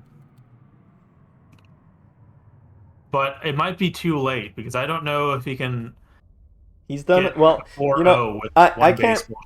Honestly, I don't know if I can. I don't know how sympathetic I can be, because I know for a fact that Rhett has been practicing all week versus Terrans, right? Like he's playing Dominator. He was playing many different people, right? And Artosis, I told him, hey, I will play you custom games with my Zerg. And I'm sure he could have found a number of people to practice. I'm sure you would have helped him if he messaged you. I'm sure many other Zergs would have helped him. But instead he queued on Shield Battery and listened to TTS all week and played Lancer X and Teacher Haji and whoever else is on there. New Ocean.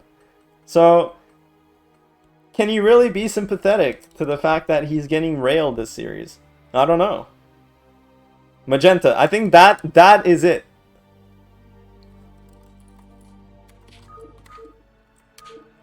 Yeah, but you know that's just how a lot of players go about the game, especially old school players. They're like, you know, they'll just kind of ladder, you know, like it's back in like the iCup days or PGT, and you just spam games. But yeah, it's definitely not, in my opinion, a good way to go about things, especially if you have a specific match that you can practice for. Yeah, and I think it is what it is, man. It is what it is. By the way, guys, there's probably still time to donate some money to the Matcherino, so if you're a fan of Rhett and you want to support him. But you never know, maybe Artosis will make a big comeback. And then they're both streaming, I think, so you can also go check their streams out. You want the first... I should have mentioned this earlier on. Now it's maybe... I don't know. I was hoping that... I mean, do you think this was the most likely outcome? Like, in my mind, I was like, this could go either way, but now I'm just... I don't know. I didn't expect Artosis to just crumble like this. I mean... Still got a lot of games to play, but... I honestly thought it would be kind of like a 50-50. I didn't think it would be this one-sided. Yeah. But I do have to say, I think Rhett's ZVT has gotten really good and very solid. Mm-hmm. You know, when he came back, it was a little bit messy. Zerg meta has changed a lot. Like, players really did not play like 2-hatch. And it's a completely different style of play. But he picked up on it pretty quick, and you can see now he still has some like weird 3-hatch quirks. But other than that, it's all very good, and the micro is very clean.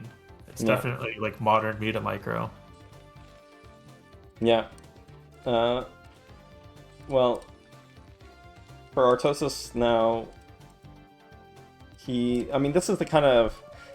These are the small things that can come together and kind of give Artosis a win, right? Like, he opened with an 11 racks with a wall. Zerg opted to overpool. And these are the small things. Like, you know, Rhett might be, like, confident enough to just start overpooling now. But that is putting him slightly behind in this exact situation here. Now, Artosis needs to not overmake these Marines. Just put down your command center. And he'll be in a really good spot. For sure. Just slightly late, you know? Just slightly late. For no reason. I did see that 20 supply. But let's see what he goes for this game. Looks like a third depot. Alright, so super safe. Okay, I like this. I like this. Third depot against overpool is very good, because you have a nice timing on like 5 Marines. Generally, Zerg doesn't want to make... Like, Zerg is really starved for Larva, right, when they delay their second hatch. Yeah. And 4 Lings is also quite a lot to make, so just keeping Marine production up and putting some pressure on, and the second racks, this is good. This means that he can basically... These 5 Marines, he can just slam them into the natural. Like, not really care if he loses them. And just kind of force bring things. an SCV, though. These are so much weaker without a single SCV, isn't it? Yeah, well, it's weak without scouting, too. Yes, he did lose the scouting SCV as well, yeah. And then he just pulls back. Nah, you can't play this style like this. If you do 3 depot like this, you want to go Academy instead of the second racks. And now you're just delaying your timings too much. If you go second racks and 3 depot, you really need to just shove in the 5 Marines. That's the whole purpose of opening like this. And like, why am I saying this? Because it's a hard thing mentally to do as a, as a player in StarCraft, right? Like when you make a decision with limited information, right? Like especially, let's say Terran, you're sending in Marines and you know they're gonna die to Lings. You're scared to do it because it might just look stupid and you might lose on the spot, but that's the correct decision, And when you play, like, if you're opening aggressively like this, but you don't even have the confidence to follow through with it, then it just shows how deep you are in the mental rut. You know what I mean? Yeah, if you make a bunch of army, you probably should use it and attack with them.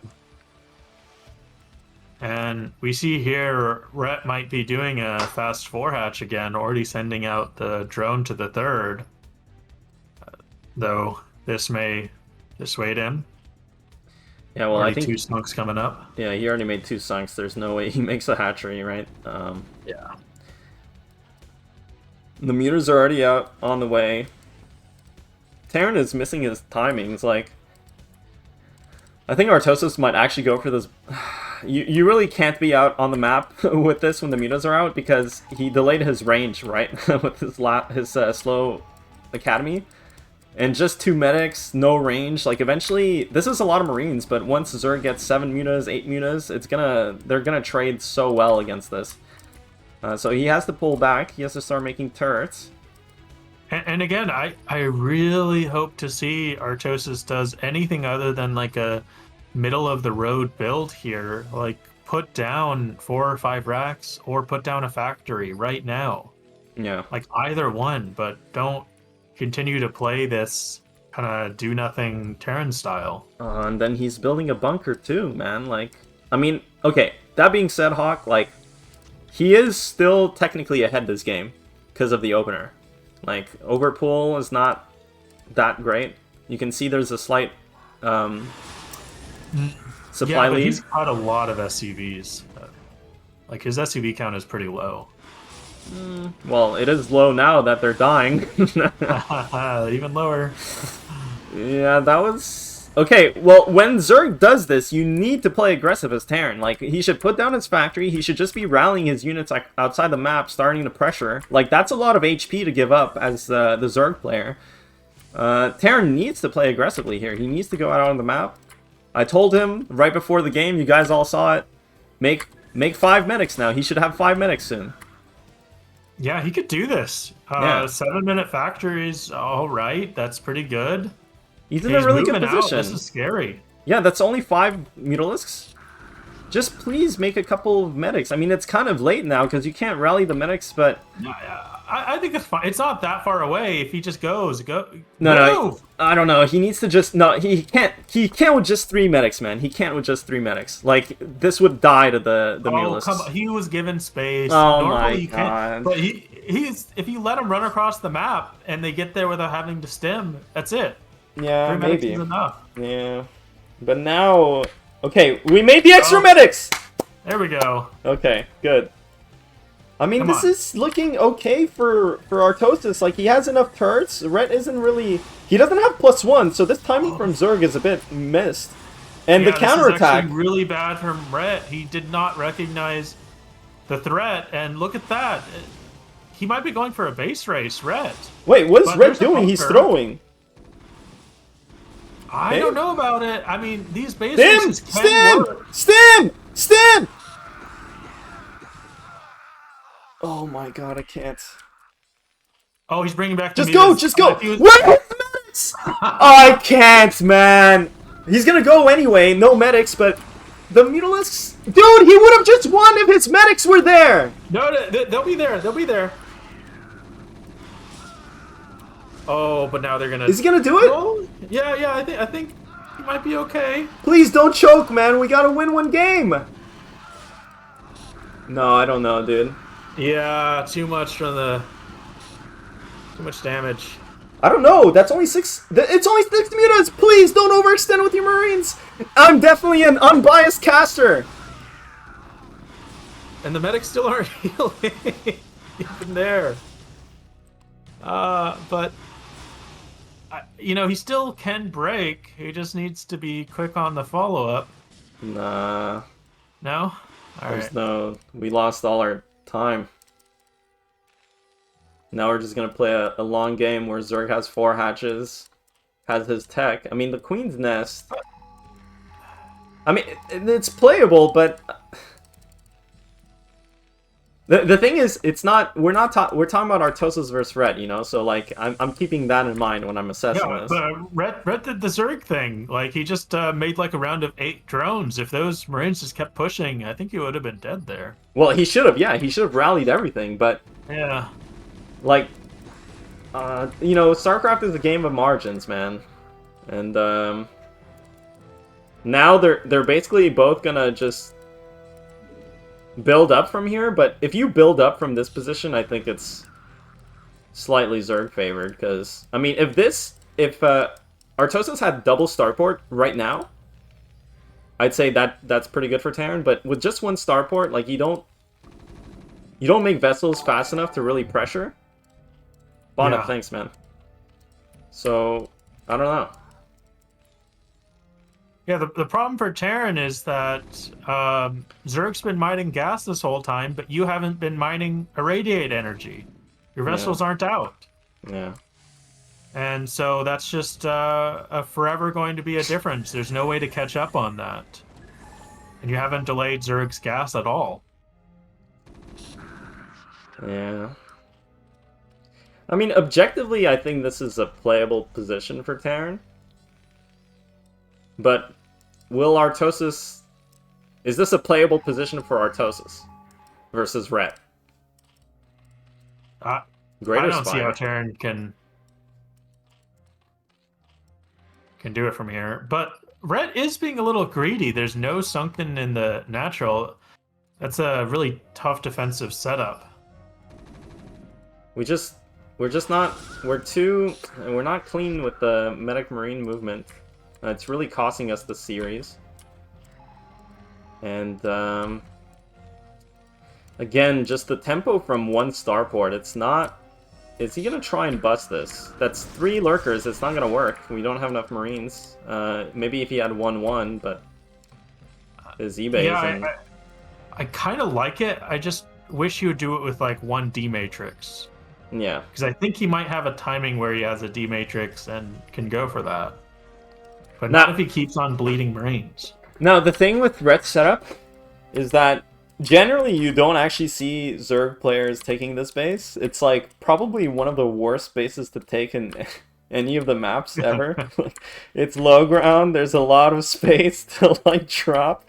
Pushing here to take this base is a nightmare. Mm-hmm. So strategically this is like actually like a more often than not game losing mistake. On this map, Zergs like to get this 3-base setup and just play Hydra Lurk. It's very strong.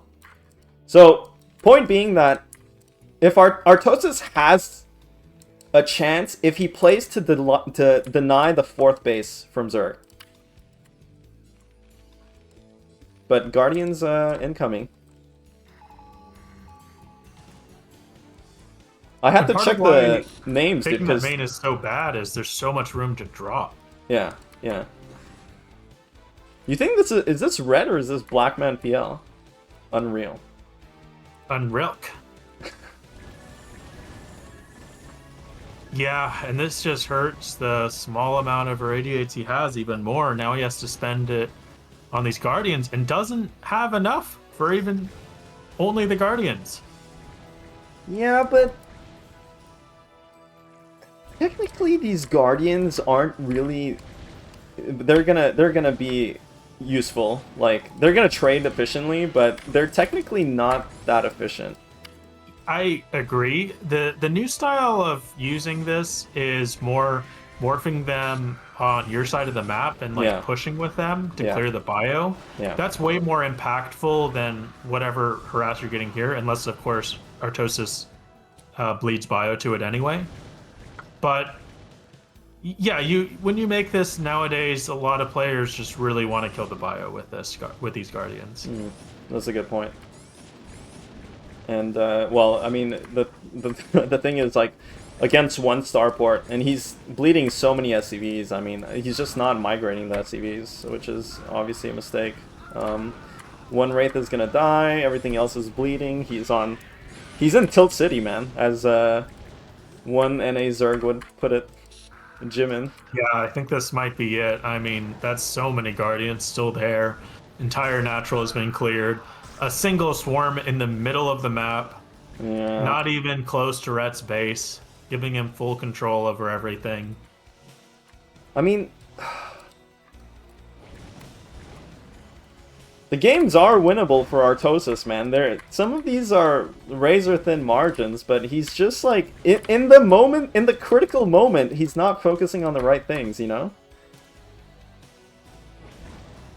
Like, if he had busted those sunks, if the medics were there in the beginning, like, he would have bled, like, maybe 5 fewer Marines, and the game's over, you know? But his medics were just not...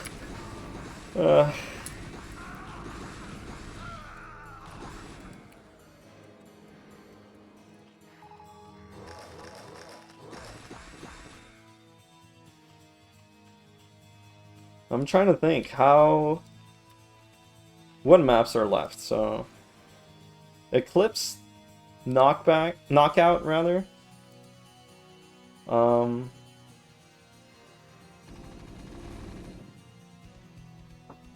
What's the other map? I think Hawk fell asleep. No, my internet cut out, Oh, which almost never happens, but I'm back. I was gonna say, like, usually I'm the one that runs out of steam watching a lot of games, but Now, what's the score? Is Red up already he's this is 4-1? Yeah, he's up 4-1. So isn't this, if he wins, is there another game? He's gonna be up. Yeah, we're playing all 9 games. Oh, no matter what. Wow. Yeah, there's money per game. Oh, no. Okay, he needs a break. Recollecting his thoughts in the middle of the game.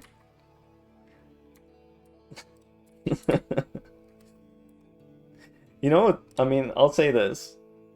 You'd be surprised, but All right, there we go. I won't say it.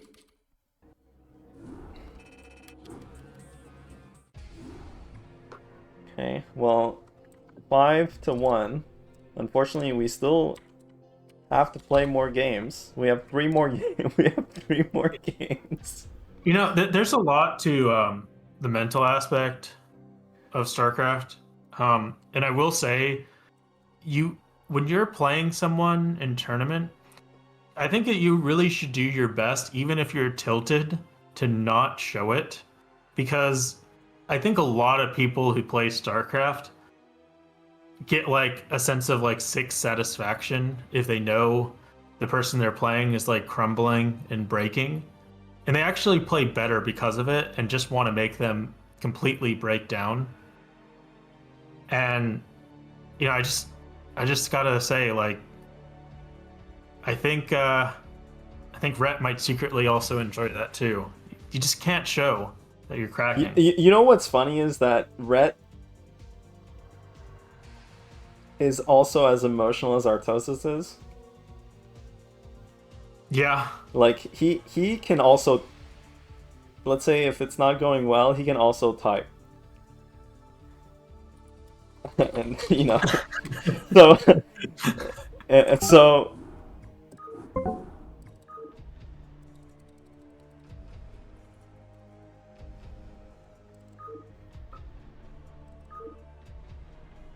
okay, let me find I don't know where the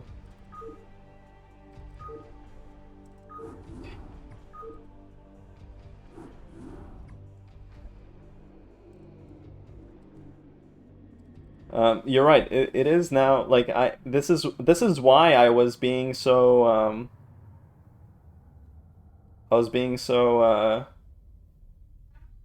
so vocal in game 1, 2, and 3, you know? Like, because I knew this was the dynamic of this series. Like, one of these guys is gonna tilt off the face of the earth, but even if Rhett tilts, I think there's I need to know you're 100%. I think red could have been. I had a few tricks up. Okay, when red Yep. says stuff like that, you Yep. know he's yeah. Yeah, Red is such a nice guy, but I can tell secretly he enjoys watching. the opponent he's a crumble. nice guy when he's farming the people he's playing. Oh yeah. You know? We all know that archetype of player. But when it starts getting a bit. This is Red's day though. I mean 5-1, he already technically won the series, but again, like the players are playing per map win, and we're playing all 9 games. Per map win will net them a bit over, like, I think $30 or something. Given the prize pool, I haven't really looked, but $30 to $40 maybe.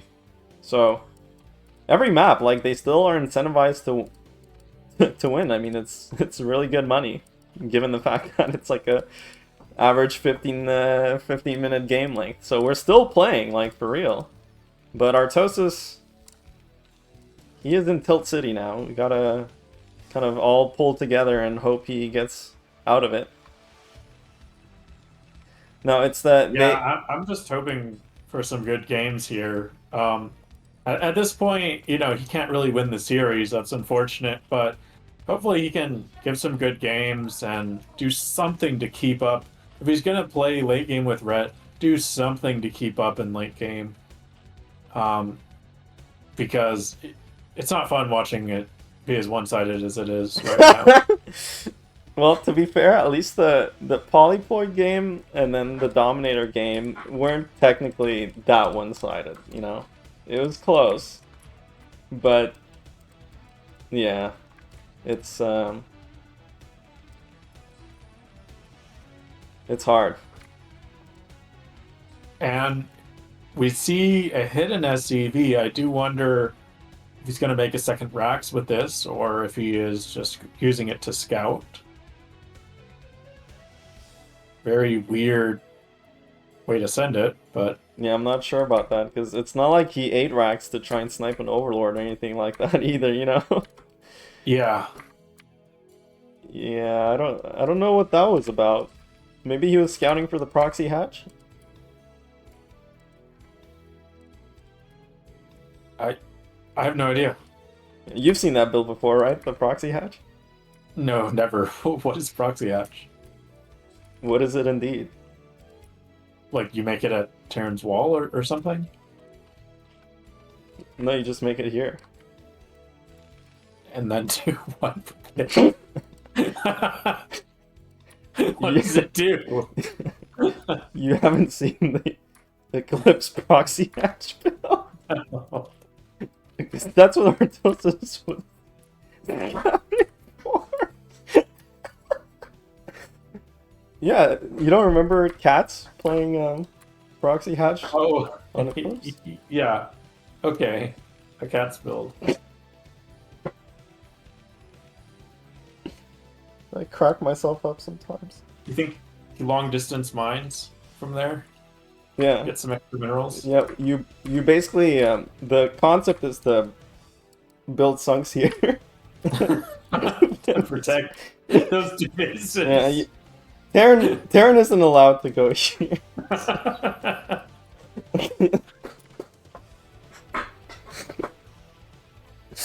Oh, fuck. Wait, okay, we're pushing out, so he did do another 3 depot build, but this time he's doing what I told him to do, slamming the Marines no matter what, but the sunk is going to be up in time, so... But this is fine because now he's forced a sunken, so as Yeah. long as he goes back, he actually has a slight lead from all this. Yeah, this is worth return, but he might tilt, he might just see the You sunk think and he's be just like... gonna go into the sunken? He might pause and be like, I can't catch a fucking break today! This fire If I run past the sunken, go behind the mineral lines, dodge the lings.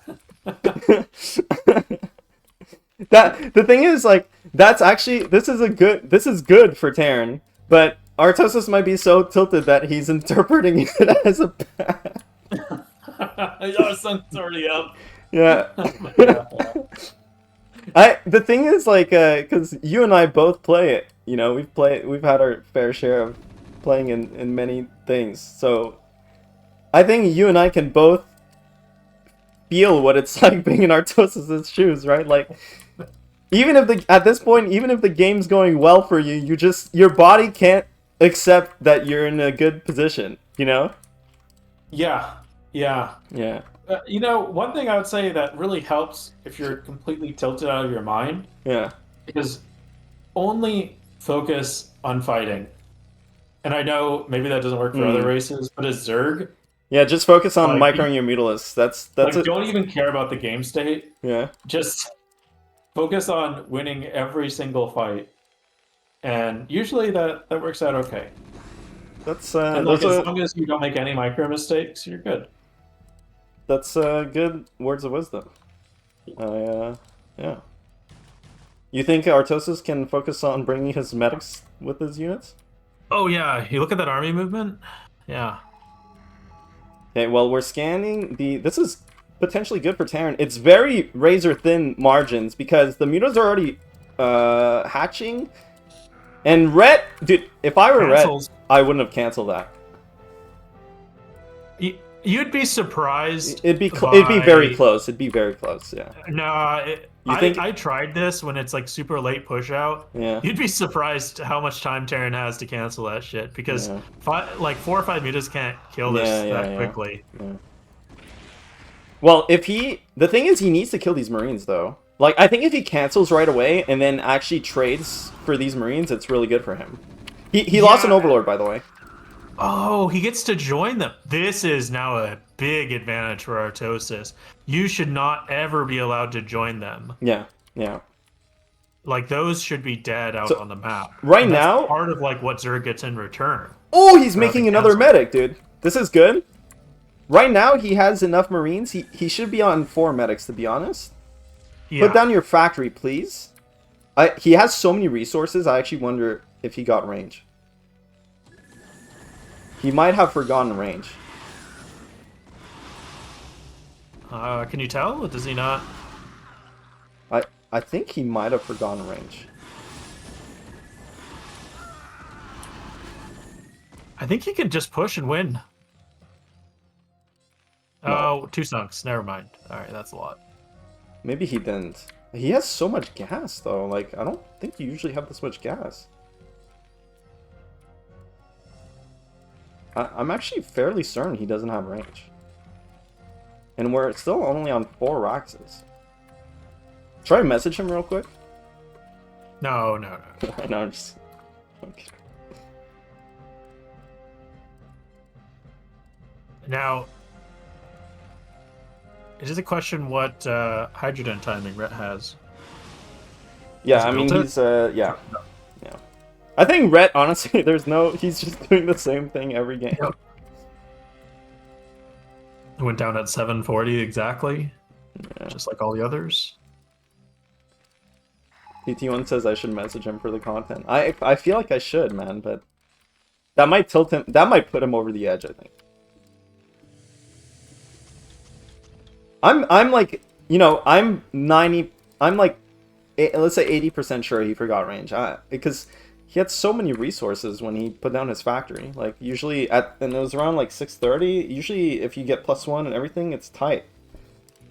But maybe I'm wrong. I don't know. He might have it. If he does have it, this looks good. I mean, he has double starport already almost finished. Hive is in there. Yeah, I think this is going to be the first game that he might get a 10-minute vessel, but I think it's already being a little bit delayed. No science facility just yet. He could have had a 10-minute vessel, though. I mean, this is, like, really good for Terran. You know, we're only on 3 hatch as Zerg. His saturation is kind of whatever. The 2 starport, like, look at how much gas he has, too. He's going to be able to crank out vessels. This is a lot of damage, though, from the mutas.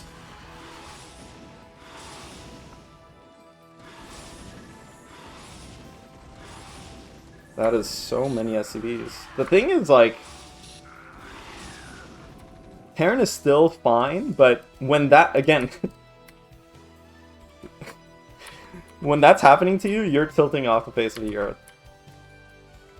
Yeah, I mean, you're just flying in between everything, and you don't catch them with your Marines. Yeah, it's one of the worst feelings. As good of a feeling as it is for Zerg, it's equally a bad feeling for Terran. The frustrating part is that, like, you really shouldn't be doing that as Zerg. Yeah, because like Terran is advantaged to catch your mutas. Yeah, and they almost always should, but you know, if you win a couple coin flips on your movement, and if Terran's lazy, you can get away with this type of shit. Yeah. It's kind of like Zerg players just calling you out, saying like, nah, I'm gonna do this, and I'm gonna just out micro you for it. Well, look at Rhett. He's pulling the Marines away, and the lurkers are gonna get in position, and that's a lot of fucking lurkers. That is a lot of lurkers to break through with just the radiate before defilers get there. And you know, again, if you look at the vessel timing, he had the factory timing for a 10-minute vessel, and again, they're out at 11. It's like every game they're spawning at 11. And if you saw those lurkers, they showed up past 10 minutes. That's kind of when you should be outside of your natural with the vessels. So this doesn't happen. Yeah. Well. Looks like he's going to get Defiler push too. So yeah, this is a very modern mid-game timing push to kill Terran that you can do when you're ahead as Zerg, or when Terran makes movement mistakes. Yeah. You just contain him with lurkers and you swarm push him, and you have mutas supporting. It's very oppressive for Terran players. I'm fairly certain he doesn't have range.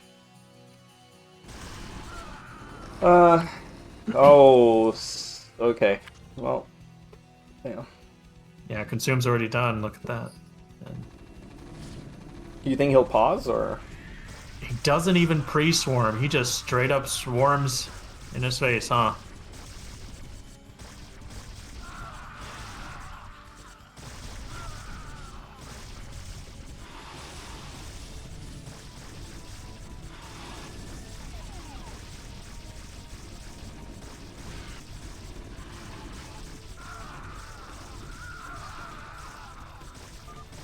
Well, I gotta say, I'm impressed with Rhett showing that he does know this this timing attack.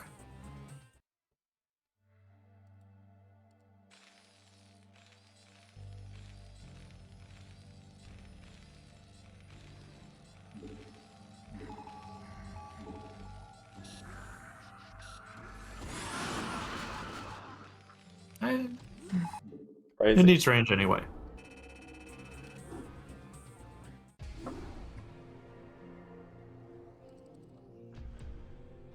I'm almost scared of being in this channel with him.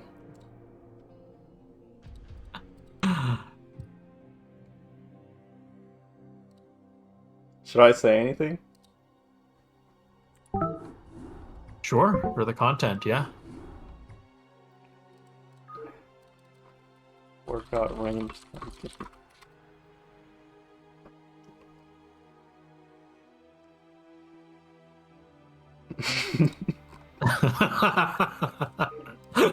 He didn't notice. Oh, shit. That's even worse. I thought he told you to like fuck off or something, because of course he noticed. No. Oh, that's so much worse that he didn't even know. I wasn't paying attention, but I could tell from the resources he forgot it. Yeah, it's such a funny habit. Like, some players, they're like, oh, I was missing goon range. Like, Jay, like 30-minute games is like, I don't have goon range. Yeah. He's like, do you not look at your units for 30 minutes? No. At some point it should register, like, hey, my units are getting fucking railed. Why are they all melee range? Yeah. Well, I don't know. I feel like this is kind of par for what the content, you know? It's like you host a an Artosis show match and you're thinking, okay, you want it to be competitive, but what is the most still entertaining likely second outcome? It's the standard Artosis stream content, and that's him losing. Yeah, do you think he storyboards all of this before the match? Like, is this him trying to get more viewers? Yeah. You know, he asked me if he should stream. And I was like, yeah, sure, stream if you want. Like I've been pretty transparent. Like, I'm okay with. I want them all to stream. I'm okay with people restreaming and watching it. But I'm wondering, like, if Artosis wouldn't have turned on the stream, you think he would have been playing better? Yeah, I wonder if, you took the question literally, in which maybe he meant, do you want me to take this seriously? Like, oh, you're saying and he just assumed everyone understood that when his stream is on, he's going to have like Mario Erotica and Cervezas playing. Yeah. And, he's just going to do what he can do at that point.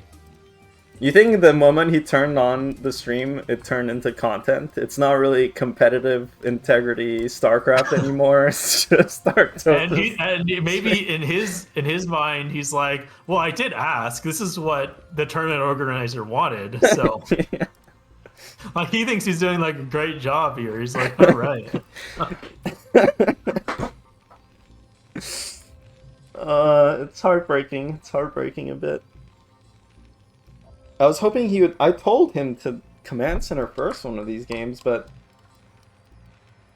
his repertoire of builds is a bit sort of like shallow. Like, Yeah, definitely abusable in long series and tournaments. this is okay. Going for 2 racks, so at least he's doing something different. But I think for a lot of people that are, let's say, new, or they don't really play competitively, or CPLers or whatever, like, most people kind of have this approach Rhett has, right? And you can see just how far it takes you, right? To just be a very standard and like solid player and just kind of be better than your opponent, right? Like, in fundamentally speaking. But it also shows you, like, if you're Artosis and you're playing versus someone who, just for one reason or another, has your number, you need to be able to pull them out of that. You need to be able to just throw some spaghetti and, like, destabilize them. Like, it's so important in these series games. Because if you don't, kind of, this happens, Yeah, and this is probably the most unfortunate spawn Artosis could have gotten for doing 2 racks, though. So I do feel for him there. This Overlord has seen no CC, and he's got to know something's up. He's even checking for it again. Yeah, I mean, he sees, like...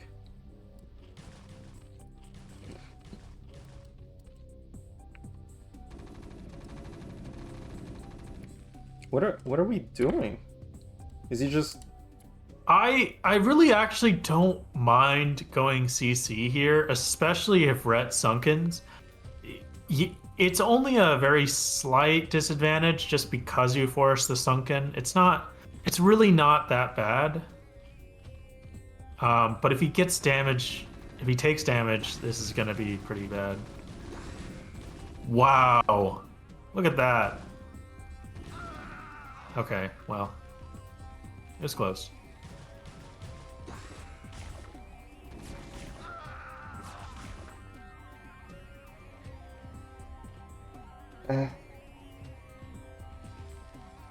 What was close? He almost won 2 Marines versus 3 Lynx. Oh. Yeah? Yeah. That would have impacted the game quite a bit. Would have been cool. Would have been one of these small wins that you've been talking about, right? Like focus on the best engagements. Yeah, well, yeah. Let's say Even he that wins nods the at 3 your lanes. mental, right? Like he loses even the lings. He can't even win Yeah. the exchange with the lings. But let's say he wins versus the Lings. Let's say he doesn't drop a Marine to the sunk. I mean, you're up 2 Marines at that point. Yeah. You know, the rest get healed. You're living life. That's great. 2 Marines for free. Yeah.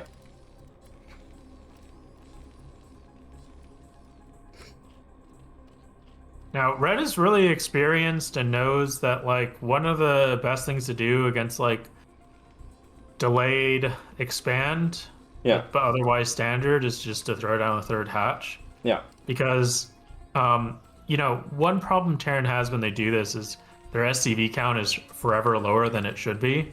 Yeah. And Zerg can really start to bully them with, like, Power Zerg, Ogre Zerg, with just, like, a ton of larva and units. And it's hard for Terran to have, like, the bio count to deal with that. Yeah. That's a very good point. In other words, Terran's losing. Yeah, but it's not that bad. Thing is, you're right. I think the SCV count, honestly, sometimes can be more or less the same in the sense of if you're playing a normal game, like at some point you want to cut and just make your turrets and stuff, but this game he actually, you can see he's compensated by only being on 2 racks. I'd say his SCV count isn't too bad otherwise, and he has a lot of turrets, and actually Red kind of went for making a lot of mutas early, but he did kill 3 SCVs for 1 mutalisk. I mean, that overall is kind of okay for Artosis, but the problem is that, like, he's on 2 racks, he hasn't, like, when you commit to this 2 racks and mass turrets, you need to start the factory before your 3rd racks. Like, the factory timing never changes in this matchup. That's the easiest concept to grasp. Like, no matter what happens, like 6:15, 6:45 factory, kind of like how Zerg goes 7:15, 7:45 Hydrogen Queen's Nest. Like, you don't want to switch your factory count, but you switch like your racks count, you switch your turret count, whatever. But here, this factory, like, why? Because then he's defending, but he's not actually threatening anything. Like, he doesn't have the production to kill, and he doesn't have the tech to completely nullify the Mutalisk Harass, right? So what's the point of just sitting there? Like, he's not really doing anything with that. Yeah, and again, it's just another example of, like, sleepwalking into late game, which I think would be a decent idea if he was confident in his late game, but honestly, Red's been outplaying him in late game every time they get there. So, you know, why are you playing such safe, middle-of-the-road builds where you're not getting a fast tech, you're not getting much bio, you're just safely getting into late game? What's the value in that? Yeah. I totally agree with you. And again, we're constantly making this. Well, we're supply blocked now as Terran. We're out on the map with 3 racks. Okay, we're getting a couple of Mulisks for free. We have 4 medics now, so that's good. This army has some staying power, but think about it like this: like, we have 3 racks against 4 hatchery production, right? Like, if Zerg just goes mutiling here, he's gonna bulldoze this army. Yeah, and he's even up in supply and killed 3 Marines with 1 shot. Mulisks are cool. Do you like that? Oh yeah, dude, that's that was some skill shots right that there. was sick, man. Yeah, he hold position there so good. Yep. Yeah, especially once you get +1, it's just nasty what 11 mutas can do. Yeah. Oh wow. Okay. You know, I almost wonder, like, you know, if Terran gets, like, caught with 3 Marines like that stranded, Yeah. is it better not to stim? Because, like, if you stim, They're it's dead just gonna- anyway, everything's dude. gonna split. They're fucking dead anyway. Just maybe 1 shot's gonna kill 2 instead of 3. Wow, and that just goes in. Look at this. But doesn't use the mutas and doesn't matter. Yeah, it doesn't matter. At least we're 4 racks here, 2 starport, but I mean, this is a really good trade for Zerg, and he has so many drones behind this. Like, he has Hydroden, Hive. Yeah, I have noticed Rhett is still a little bit sloppy with, like, when he uses Muta-Ling combos, especially inside of Terran's base. But overall, his micro is very good and definitely like modern standards. But I think it's just there's a few situations which hasn't been practiced as much. Yeah. But I mean, overall, like, Rhett's been playing really well this series. You know, just very standard. I think for the most part, Artosis just showing that his TVZ needs a bit of work, I think. There were some really close games. I mean, we still have, what, 2 games after this? No, 1 game after this. There's a chance for him to win a game. I mean, there's a chance to win this game, potentially, if we all kind of go to sleep and dream that he wins. If you played it from Artosis' position... No, impossible. What, you think so? Yeah, I would just leave. There's nothing he can do against these lurkers again. Like, when you 2-port, right, and then you lose your Marine Medic to Muta-Ling, this position where you get lurker contained, like 99% of the time happens.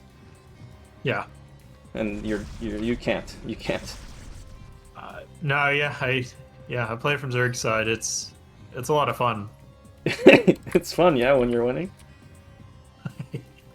Yeah, really, Terran, there's not anything they can do. And even more abusively, you could say, like, well, what if I make drops here?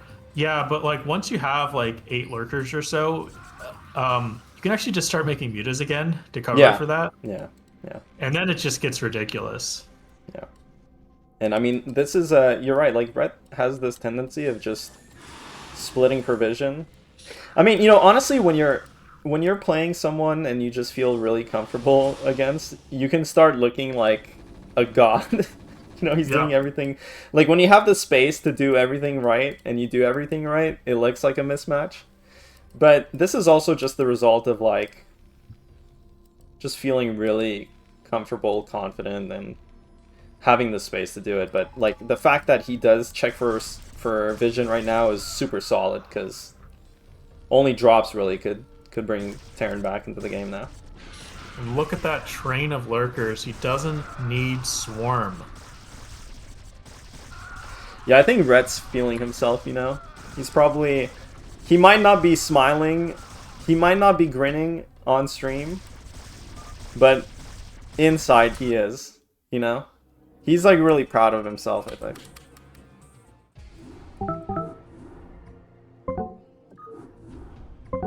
Okay, well, we have a last map.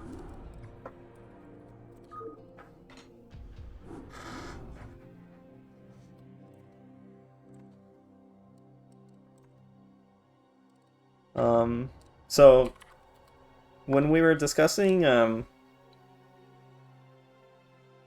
payouts, I was very adamant. Like, I was trying to get them to play for the full money amount, like, per game. Because in my mind, I'm like, I feel like statistically the most lopsided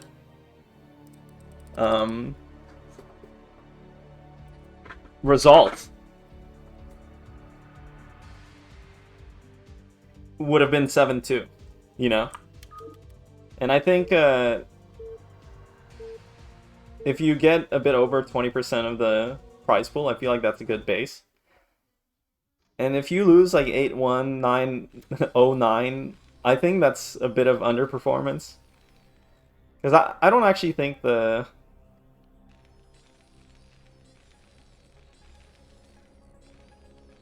Maybe I'll say something, I don't know, something very contentious. I don't imagine the skill gap to be this wide, but Artosis is Terran versus Zerg, and Rhett's Zerg versus Terran. And I mean, Rhett, again, has been practicing all week, as far as I know, with various Terran players, whereas Artosis has been queuing Shield Battery versus Lancer X and Radley. So I don't know. Yeah, it's tough. Oh, And he's not walling this correctly, by the way.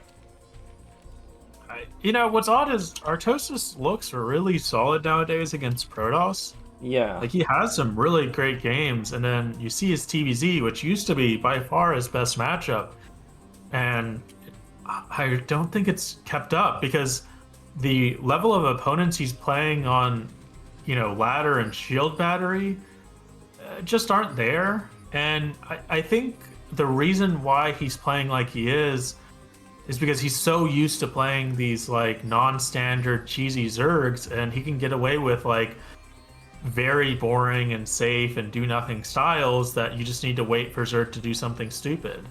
And once you actually play a player who, you know, won't do that for you, it becomes a lot tougher. Yeah. Are you saying he's playing too much against Blackman PL? I think he's playing too much against a lot of players. Yeah.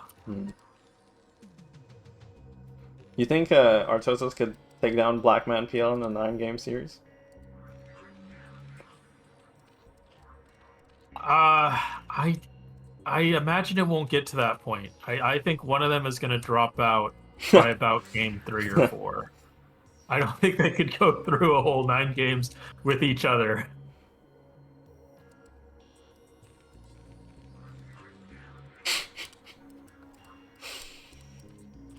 It's rough, man. It's really rough. I got a lot of respect for Artosis to play through this. It's rough, Yeah, I man. think a lot of this is just his respect for Rhett. Like, he obviously knew Rhett back in the day and probably doesn't want to be rude, but internally he's maybe resigned himself or is you know, playing out of respect at this point more than I think anything else. playing the 9 games is really hard too psychologically, because this kind of situation can happen.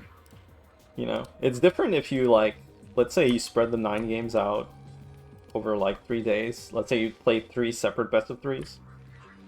You have time to like reset your brain and reset your mood and whatever. But in this, like, it's very easy to just tilt, and like one player tilts, one player gets a lot of confidence, and then it looks very lopsided. When in reality, like, it doesn't necessarily have to be. Yeah, so what you're saying is there needs to be a rematch online I to think really prove that Brett can consistently 8-1 him. Is that what you're suggesting? I feel like Artosis needs to kind of work his way back up, you know? I think it's like in like the UFC, you know, when your title shot gets, you know, I don't think people buy the rematch. You think people would buy the rematch?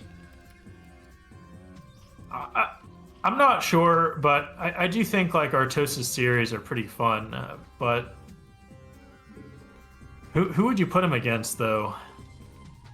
I don't know if you'd do Julia, but No, that would might be. a good one. I don't know. Well, we'll have to see. We'll have to see if there's a. We'll have to see. That's in the future, but right now we're still in game 9. You know, we can't. That's true. We can't just count him out yet. He has a you know, chance to win. Yeah, I was about to say, like, I really should just You know, give him a chance here, game 9. I shouldn't I'll just be tell you this, talking Hawk. about getting 8-1. Both players care a lot about this game. Okay, if Rhett loses this game, he's not gonna think, "Oh wow, yeah, I had a nice result today, 7-2." He'll think, "I can't believe I lost that last game." And then Yeah, Rhett's a Artosis, gamer. if he wins this game, he might be defeated. Like, wow, that was bad, but at least he wins the last game. And then you can, when you win the last game, you can at least just be like, okay, fuck, finally. This guy got lucky, you know? You can say to yourself, if only there were 7 more games in the series. Yeah. Well, it doesn't matter anymore. Now, you know, you're only as good as your last game, really, and you know this is true. You can win one season, you can win ASL, and then the next you can bomb out in the round of 24. You know? Yeah, in fighting games, it's called being downloaded. So Okay. like you just get like you figure out your opponent, and Yeah. if ever you win on the last game, you just say like, yeah, you're Oh, downloaded. you downloaded him. If Yeah. only we played more. Yeah. Well, this is looking good for Artosis. He killed one Overlord. He's on that dreaded 44 supply. I think this game he didn't forget range, which is good. But no medics with his Marines. There they are showing up late. Yeah, that's one thing we have to work on. This factory time. I mean, this game he's playing well. I mean, he's playing overly. So when you 2-Racks Academy like this, you should never need to overmake turrets and make bunkers, because the whole point of the 2-Racks Academy is you actually get like 12 Marines and 4 medics very early on. Like the Zerg only has like 5-7 mutas, and Yeah. they don't always have sunks. So you're always like, just having your Marines out front prevents the Zerg from harassing you. So you shouldn't even need to make this much defense, right? And you should be able to afford a 3rd Racks, blah blah blah. But again, like, he makes a bit too many defensive structures, and then also he needs to be on 4 medics right now.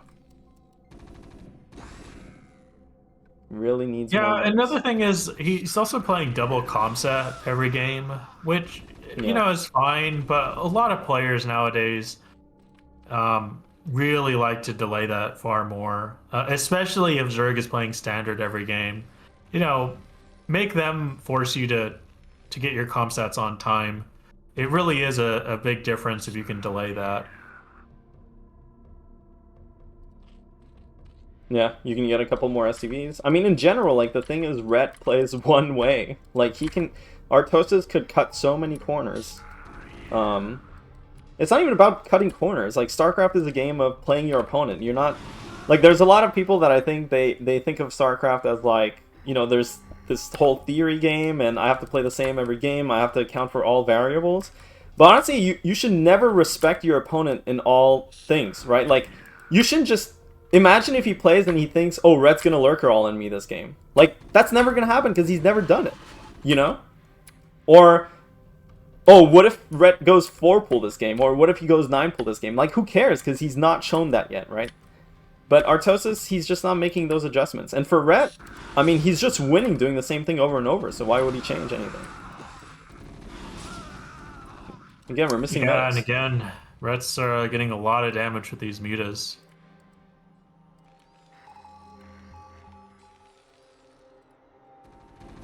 And we can do a quick medic count here. What are we at? Well, we're at 1 now. We're at 1. All right, Yeah. excellent. I mean, I did coach him mid-series, you know? Okay, we're making a couple more medics. Now, tell me, is it Yeah. better to make the medics early or make it right as you push out?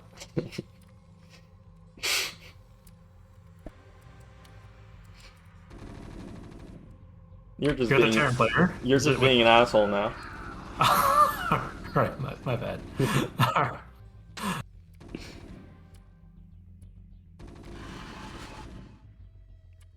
He's moving around with 1 medic and has 0 energy.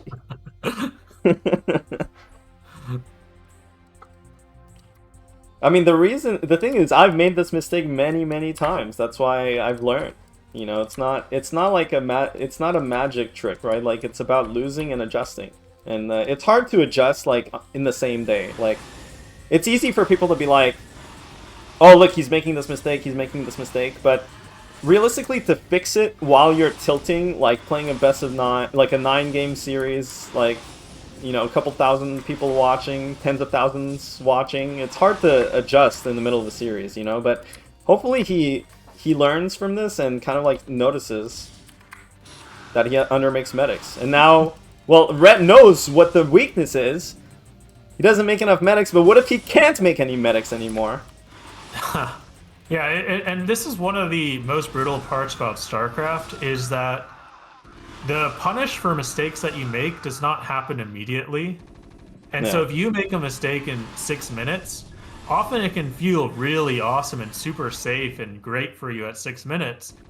And then you get extremely hard punished at 8 minutes, and it's difficult to identify like, oh, Yeah. my suffering at 8 or 10 minutes Yeah. was a result of something I did 2 minutes prior. Like, Yeah. that's the hardest part, is there's a delay between your mistakes and the pain. Yeah. Now, that being said, honestly, this looks like a disaster for Terran, but relative to the other games, he's actually in an okay position. He has a third Yeah, base. that third is very fast, and Yeah. his vessel timing is correct. Like, that was Yeah. 10-minute vessels. He Yeah, did a out good of job. all the games, like this one, he got railed by Mutas, but he's actually doing better this game than the others. Now, this first Defiler timing is going to be annoying. He has no way to spot this.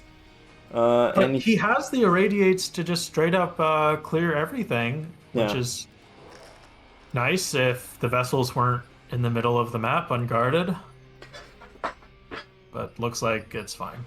yeah, he's They're still in the middle of the map. What? he's okay. treating them like observers. I don't understand. So yeah, I he mean- has enough energy to clear this. Unless they die. More. All right.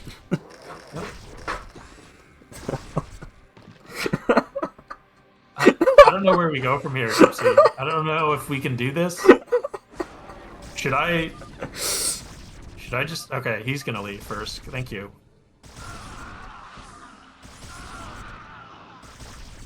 Well, there you have it, folks. Should we have a interview? Let's talk about the games. Alright, GG's interview. Maybe we can go over the games.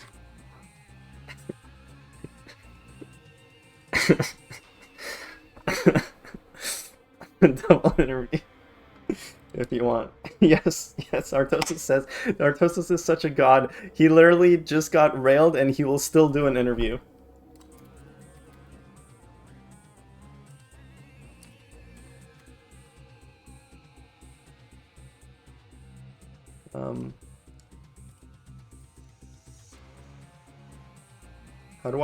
How do I actually invite people to this? Add friends to DM. Oh, can you accept my friend request real quick? Yeah, it's accepted. Okay. Otherwise I can't add people.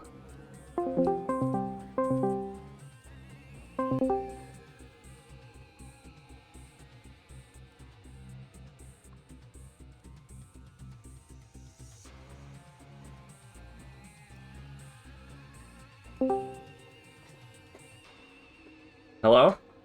Yo. What's up? Congrats.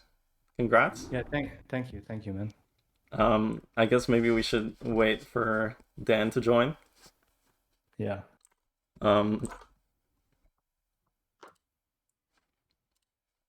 If he notices. He did say sure to the interview, so. Yeah. Very very noble of him. I thought that whole series would go way different after that first game. Hello? Hey. Yo. Hey. Good games overall. If you say so. So honestly, coming into today, I really didn't know what to expect. And then after game 1, I thought we were in for something. And then game 2, there was a Marine that killed 7 drones. And then there was 4 dropships inside of the Zerg's main. And everything was dying. And suddenly we're here. Yep. Yeah, That I was pretty much definitely sums it losing up. that. I was definitely losing that second game. I was definitely sweating balls as well because I was about to be down 0-2, so I knew it was going to be really hard. But yeah, I got lucky a bit on that second game, and then I don't know if Dan tilted or what happened in the last couple of games, but So maybe tell me about your guys' preparation coming in. Like, what were your expectations coming into this series? Well, for me, I just well, I know Rhett very well. I've known him since like 2003, so I know a lot about the way he thinks and the way he plays. I know he's better than me when he's practicing it all, and I know he's been active enough that it would be a hard match.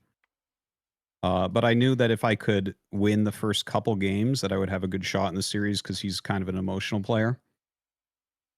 And then when I lost that second game, I was planning to do one more cheese. Like I opened with a BSB, but I was planning on one more, and I almost pulled it on like a real cheese on Litmus, but I'm like, no, let's pull that back a little bit. So that game didn't work out, and then I really considered it a couple times, and I was like, I think at this point he should go pool first, and he just kept not going pool first, and I was like, motherfucker. But yeah, other than that, I was planning on mostly playing big macro games and just trying to use it as some practice. I just felt like maybe today just kind of got a bit unlucky. Well, I can't believe the medics didn't go on Dominator. That I can't even. Yeah. That was stupid. And the loss on Polypoid, I'm gonna have to rewatch that because I can't believe I lost that game. I felt like I was playing really well and I had shit everywhere and I canceled multiple hatcheries and killed all sorts of fucking drones. I had drop ships everywhere. But Darkstorm's pretty good. It turns out no Terran units fucking do damage under it. So when there's a Darkstorm in your fucking rally spot, Yeah. it's a problem. Yeah, Rhett, do you think were you close to like, how were your emotions in that game too? Like, were you thinking you were dead at any point? Did you almost tap out or? well, first of all, I was like always playing 3 hatch with no Zergling speed, fast fire before. And then the last week or so, or last 2 weeks, I was like analyzing all these games, and all these Zergs are going just the old 2 hatch fire speed again. Uh-huh. And I kind of understood why that was happening after I played you a couple times, because you can just abuse the Zergs who don't go speed with Marines. Mm-hmm. So then I swapped to that style, and then he was playing 2 Rex Academy with a fast push out, just going straight for the third base. Yeah. So that kind of threw a wrench in my gameplay. Mm. So I felt really uncomfortable in Polypoid actually, just from the start of the game, canceling the third base, taking a third base I didn't want to take, then going Hydra Lurker Defiler, which I didn't really want to do. Yeah. But somehow I sneaked some units around, and I guess that gave him trouble. So I was able to claw back into that. Well, I think in general, no, I was able to sneak units around like in a bunch of the games, which helped a lot. well, Rhett, it sounds like you practice quite a bit for this show match. How many practice partners did you have? Yeah, I played with Nash quite a lot, but that's pretty much the only guy I played with. I told him I can play at 8:30 in the morning, which is like 2:30 a.m. his time, and he showed up Mm-hmm. like 5 days in a row, so that was pretty cool. So 5 But days of practice? yeah, like 5 days playing against Nash in the morning, maybe like 5-6 games. And Artosis, I think like I noticed last week you were playing a lot of games versus Lancer X and Radley. Do you think maybe the preparation was could have been a bit different? I'm a bit of an emotional player. So, like, actually, I've found in the past couple of years when I really practice for like a matchup, Yeah. it will fuck me up a lot because I'll go in with too many preconceived notions. I just wanted to play kind of like smoothly. Yeah. Like, if for instance, if I lose a ton of games right before I play something, my confidence starts going away. And if I'm not confident, I don't attack. And it becomes a real problem. So I try to just kind of keep an even keel and just play like I'm playing ladder or something. But yeah, well, I mean, the thing also, Rhett is very strong. That was difficult. Like, I can't believe I just could not get any dropships in anywhere. Yeah. like I'm sure a lot of people, because I have plenty of haters out there, watch that and it's like, wow, you're fucking terrible. But like Rhett did play very well as well. Like I definitely fucked up some of those games for sure, but like that was incredibly tough. I felt very demoralized in the middle of the series Yeah. because it was like I couldn't fucking dent him. And the island map game, like I had something in my mind that I wanted to do and I thought I was doing it fine, and then he had ultras and I'm like, how is this even fair? Like I don't even understand how he has these right now. I'm literally about to walk out with like my first 2 vessels and he has 6 ultras. And it's like I don't even know. I'm going to have to go back and watch some of those. Yeah. But that was insane. I don't even get it. Yeah, Like I honestly don't like. I'm struggling a lot in that matchup in particular right now. I Yeah. feel like it's my weakest. I think it's always historically been my weakest. That's like always what got me at like WCGs and shit was TVZ. Because I don't know. I'm not good at sloppy games and shit. But yeah, I honestly don't even know where to go with SK Terran. Like when you play someone that just dominates you like that, and just they're fucking everywhere, and the lurkers are coming, but the mutas are in your base, and like all your turrets are fucking dying, and all this. It's like it feels so much more oppressive than the other matchups. Like it feels unbelievably hard. I've always said that like when you get dominated in Terran Berserk, it's unlike any other thing because you can't even leave your base.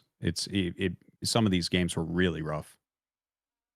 Well, it looks like Artosis has a lot of praise for you, Rhett, and you showed some good games today. Hawk, did you have anything that you wanted to ask the players? I thought the games were really good, and congratulations to Rhett for the win. And I appreciate kind of sticking with it all, Artosis, and doing the best to kind of show great games. It's always appreciated for everyone and the viewers. And I do have a question: that is there any interest in maybe a rematch down the line if you think you're more confident about your TVZ at some point? Would you ever? I mean, I'm always do a down grudge match? to play matches. Like I'm not like the thing is I did my best today, right? And it totally didn't fucking work out. But like I'm not afraid to go on and lose terribly. You know? It's like it's not an issue for me. So I'm like I'm always willing to play more matches, but like that it like several, I guess probably I was pretty happy with how I played in at least 3 of those games, the macro games. Litmus and the island map were kind of throwaways. Like I didn't prep for those and everything, but like I would say the Polypoid, Dominator, Polestar, I was like, okay, I'm playing well in these games, and I felt like I was playing well at least. But I mean, if that I need to do better than that, right? Like that it was not nearly as close as it should have been, I think. Yeah, the Polypoid one was, I think, my favorite game because it was so close, and really any player could have had it. At the same time, you had 4 dropships go in. Rhett had the swarm close to your natural, and that's such a hard position to deal with from both players, which is kind of cool to see. Yeah, I don't think I dealt with the prioritization of what I should have been looking at there very well. Well, all right. I think that's it. First, I want to thank you two for participating. Really, I'm like deeply grateful. Dan, I love you. You're amazing. I think just the fact that you're willing to keep playing, and personally, I don't think the results really speak for, let's say, absolute skill measurement. Like I think you guys could have some really close games, and when it's sometimes like it just goes one way or another. And the fact that you kind of stuck through it and played, and then you're here doing this interview with us, I think speaks a lot to your character. That I think you're an absolutely amazing person. because I know I wouldn't be able to, you know, I think just my keyboard would be obliterated at this point, I think. So I have a lot of respect for you to just everything that you do in general, and I appreciate you guys for participating. I think a lot of people enjoyed this. I hope you guys enjoyed it. Yeah, it was fun. Thank you for organizing this. Well, you guys Thank- didn't. You were so nice to me when I asked, so you guys were both willing to do it. So I'm very appreciative towards that. I hope it gave you guys a reason to play. Yeah, I really enjoyed it because it's different when you have a match coming compared to just laddering. So it was a lot of fun thinking about the matchup and stuff like that. Yeah, I mean, thanks for the set it up and everything. I'm sorry I could not deliver a closer match. Oh, you delivered. You delivered. And yeah, that's it. I don't know what else to say. I'd love to do more of this in the future, but for today, that was it. So thanks for participating, guys. Right, GG's. Thank you. GG's. GG. Okay. Well, Hawk left. So I don't know if Hawk wanted to say anything. You didn't wanna wrap something up. Anyway, thanks for tuning in, guys. That was it. That was it for the show match. I had a lot of fun. I think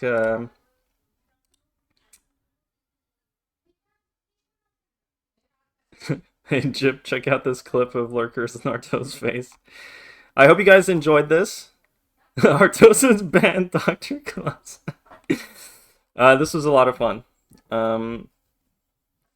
I am more than willing to, you know, I've been wanting to kind of put on more show matches because I think we could have like nice events like this, but I'd have to think what the next step would be. But I'm happy that you guys tuned in today. I think people tuned into Artosis' stream. People tuned into Rhett's stream. And I think in general, that was kind of like the intent. So, yeah, that's it.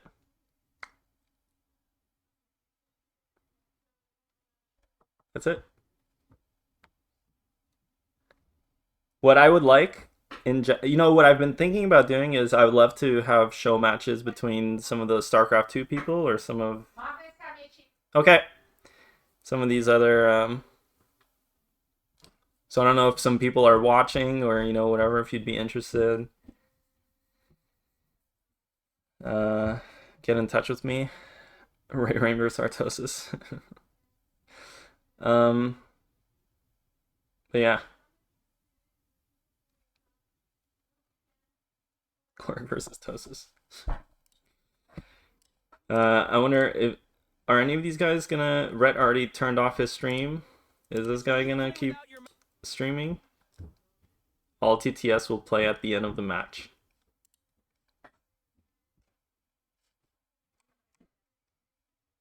Scarlet versus Artosis. I mean, Artosis is just... he's always fun to watch. It's not... no, I'm gonna call it. That was it for me, man.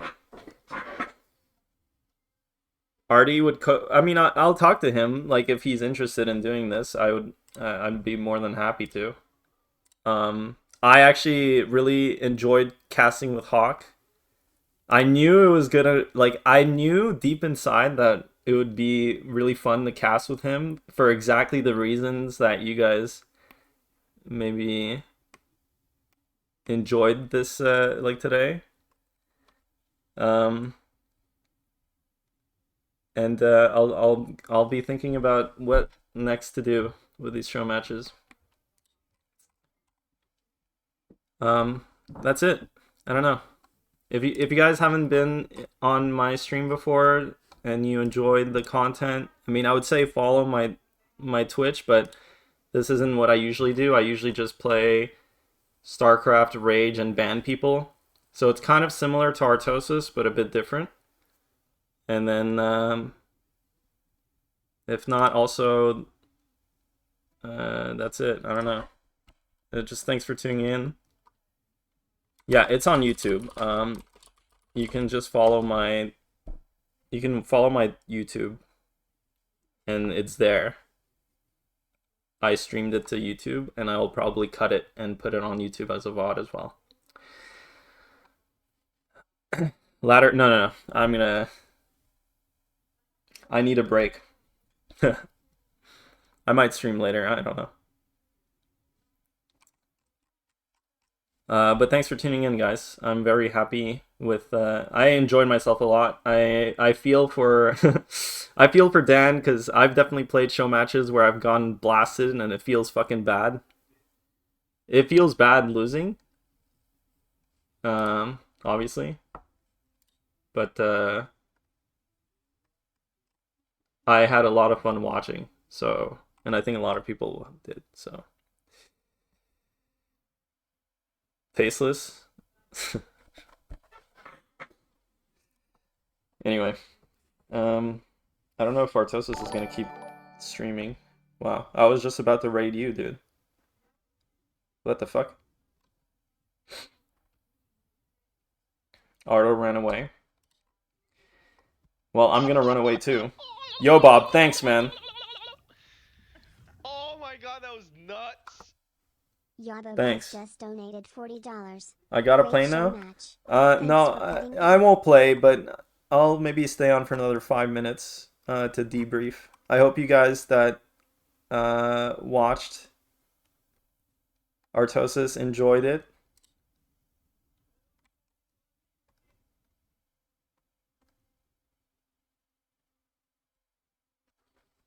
Play a Protoss game? No. We're not playing. I don't really have anything to say to Artosis viewers, really. If you guys enjoyed it, make sure to harass. I mean, do you guys even care what Artosis does? You're just there to like... Did you guys even care about this show match? I feel like the TTS people were probably spamming TTS during the whole show match just to wait until the end of the stream so they could see it. So I was gonna say, if you guys want to see more show matches like this, especially with Artosis, pester him. I think, you know, in my mind, what would be really cool, Goku gave some solid advice.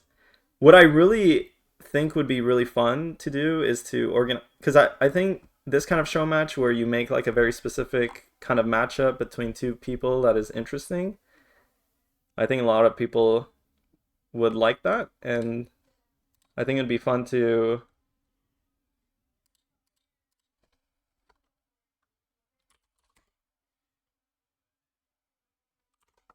I think it would be fun to set up show matches with some of the StarCraft 2 people that were kind of dabbling into Brood War. I don't know if you guys can swindle them. I'd be more than like I could definitely sponsor some of those. I could definitely swindle some funding for that. So if you guys are viewers of other people, spread the word. Find Hydra. Yeah, that would be fun.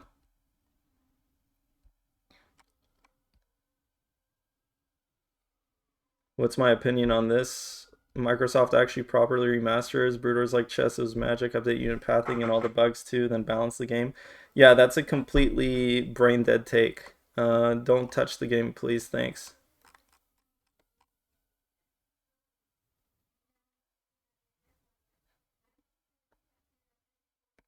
It was by Rhett. It was a Rhett tweet. Yeah, but Rhett is also troll. Like, he's a bit of a troll.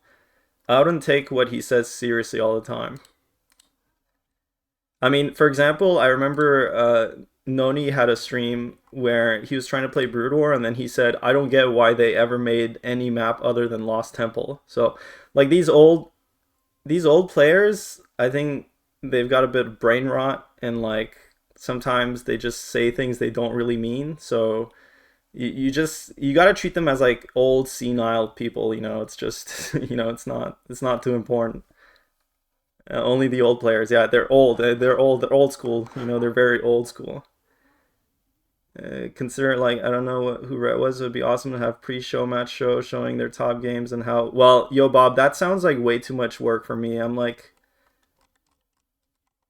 I'm not the type of person for high production value. I kind of just, I think sometimes it's good if you don't know who Rhett is, and this is the first time you've heard of Rhett, then it's a pretty cool introduction. Now suddenly it's like, oh, Rhett is someone, and then he just smacked Artosis, and then that builds the mystique in and of itself. Like I don't need to spoon feed you like, oh, Rhett is this very handsome old Dutch man who plays a lot of Lineage and went to Korea to play StarCraft at some point in his life.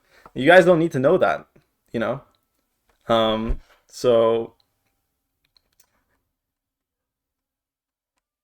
I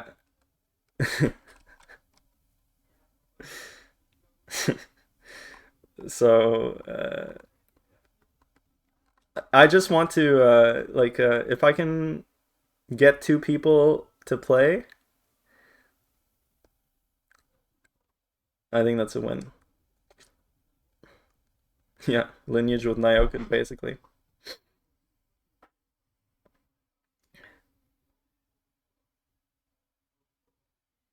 What do I get from these show matches? What do you mean?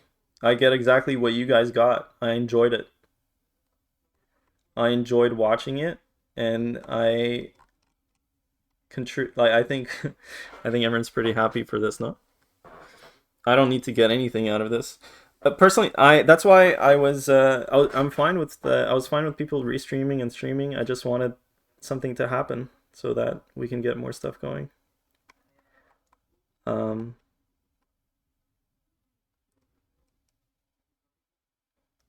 Do I think Artie is being a little bitch by vetoing Litmus and Uldormak?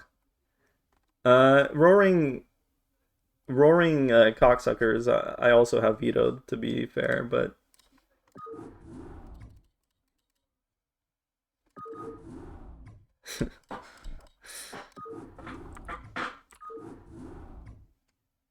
Artie coaching? No, I don't think he needs coaching.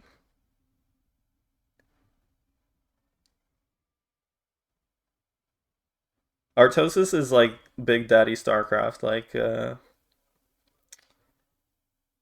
he's what is it like? He's not the hero you want, he's the hero you need or whatever. That's him. That's like the embodiment. Artosis is like pure he's like virtue at its peak minus Mario Erotica.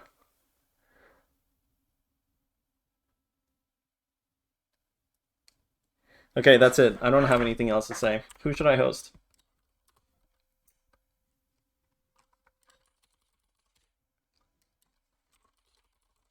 I'm bored now.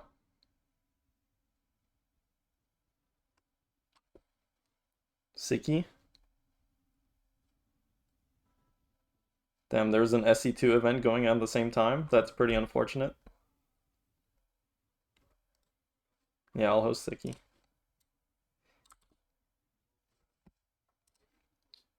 Zero? Oh, is there an event? Is there a thing today? BSL Wiki. Yeah, I'll host Zero then. New Ocean! The one and only.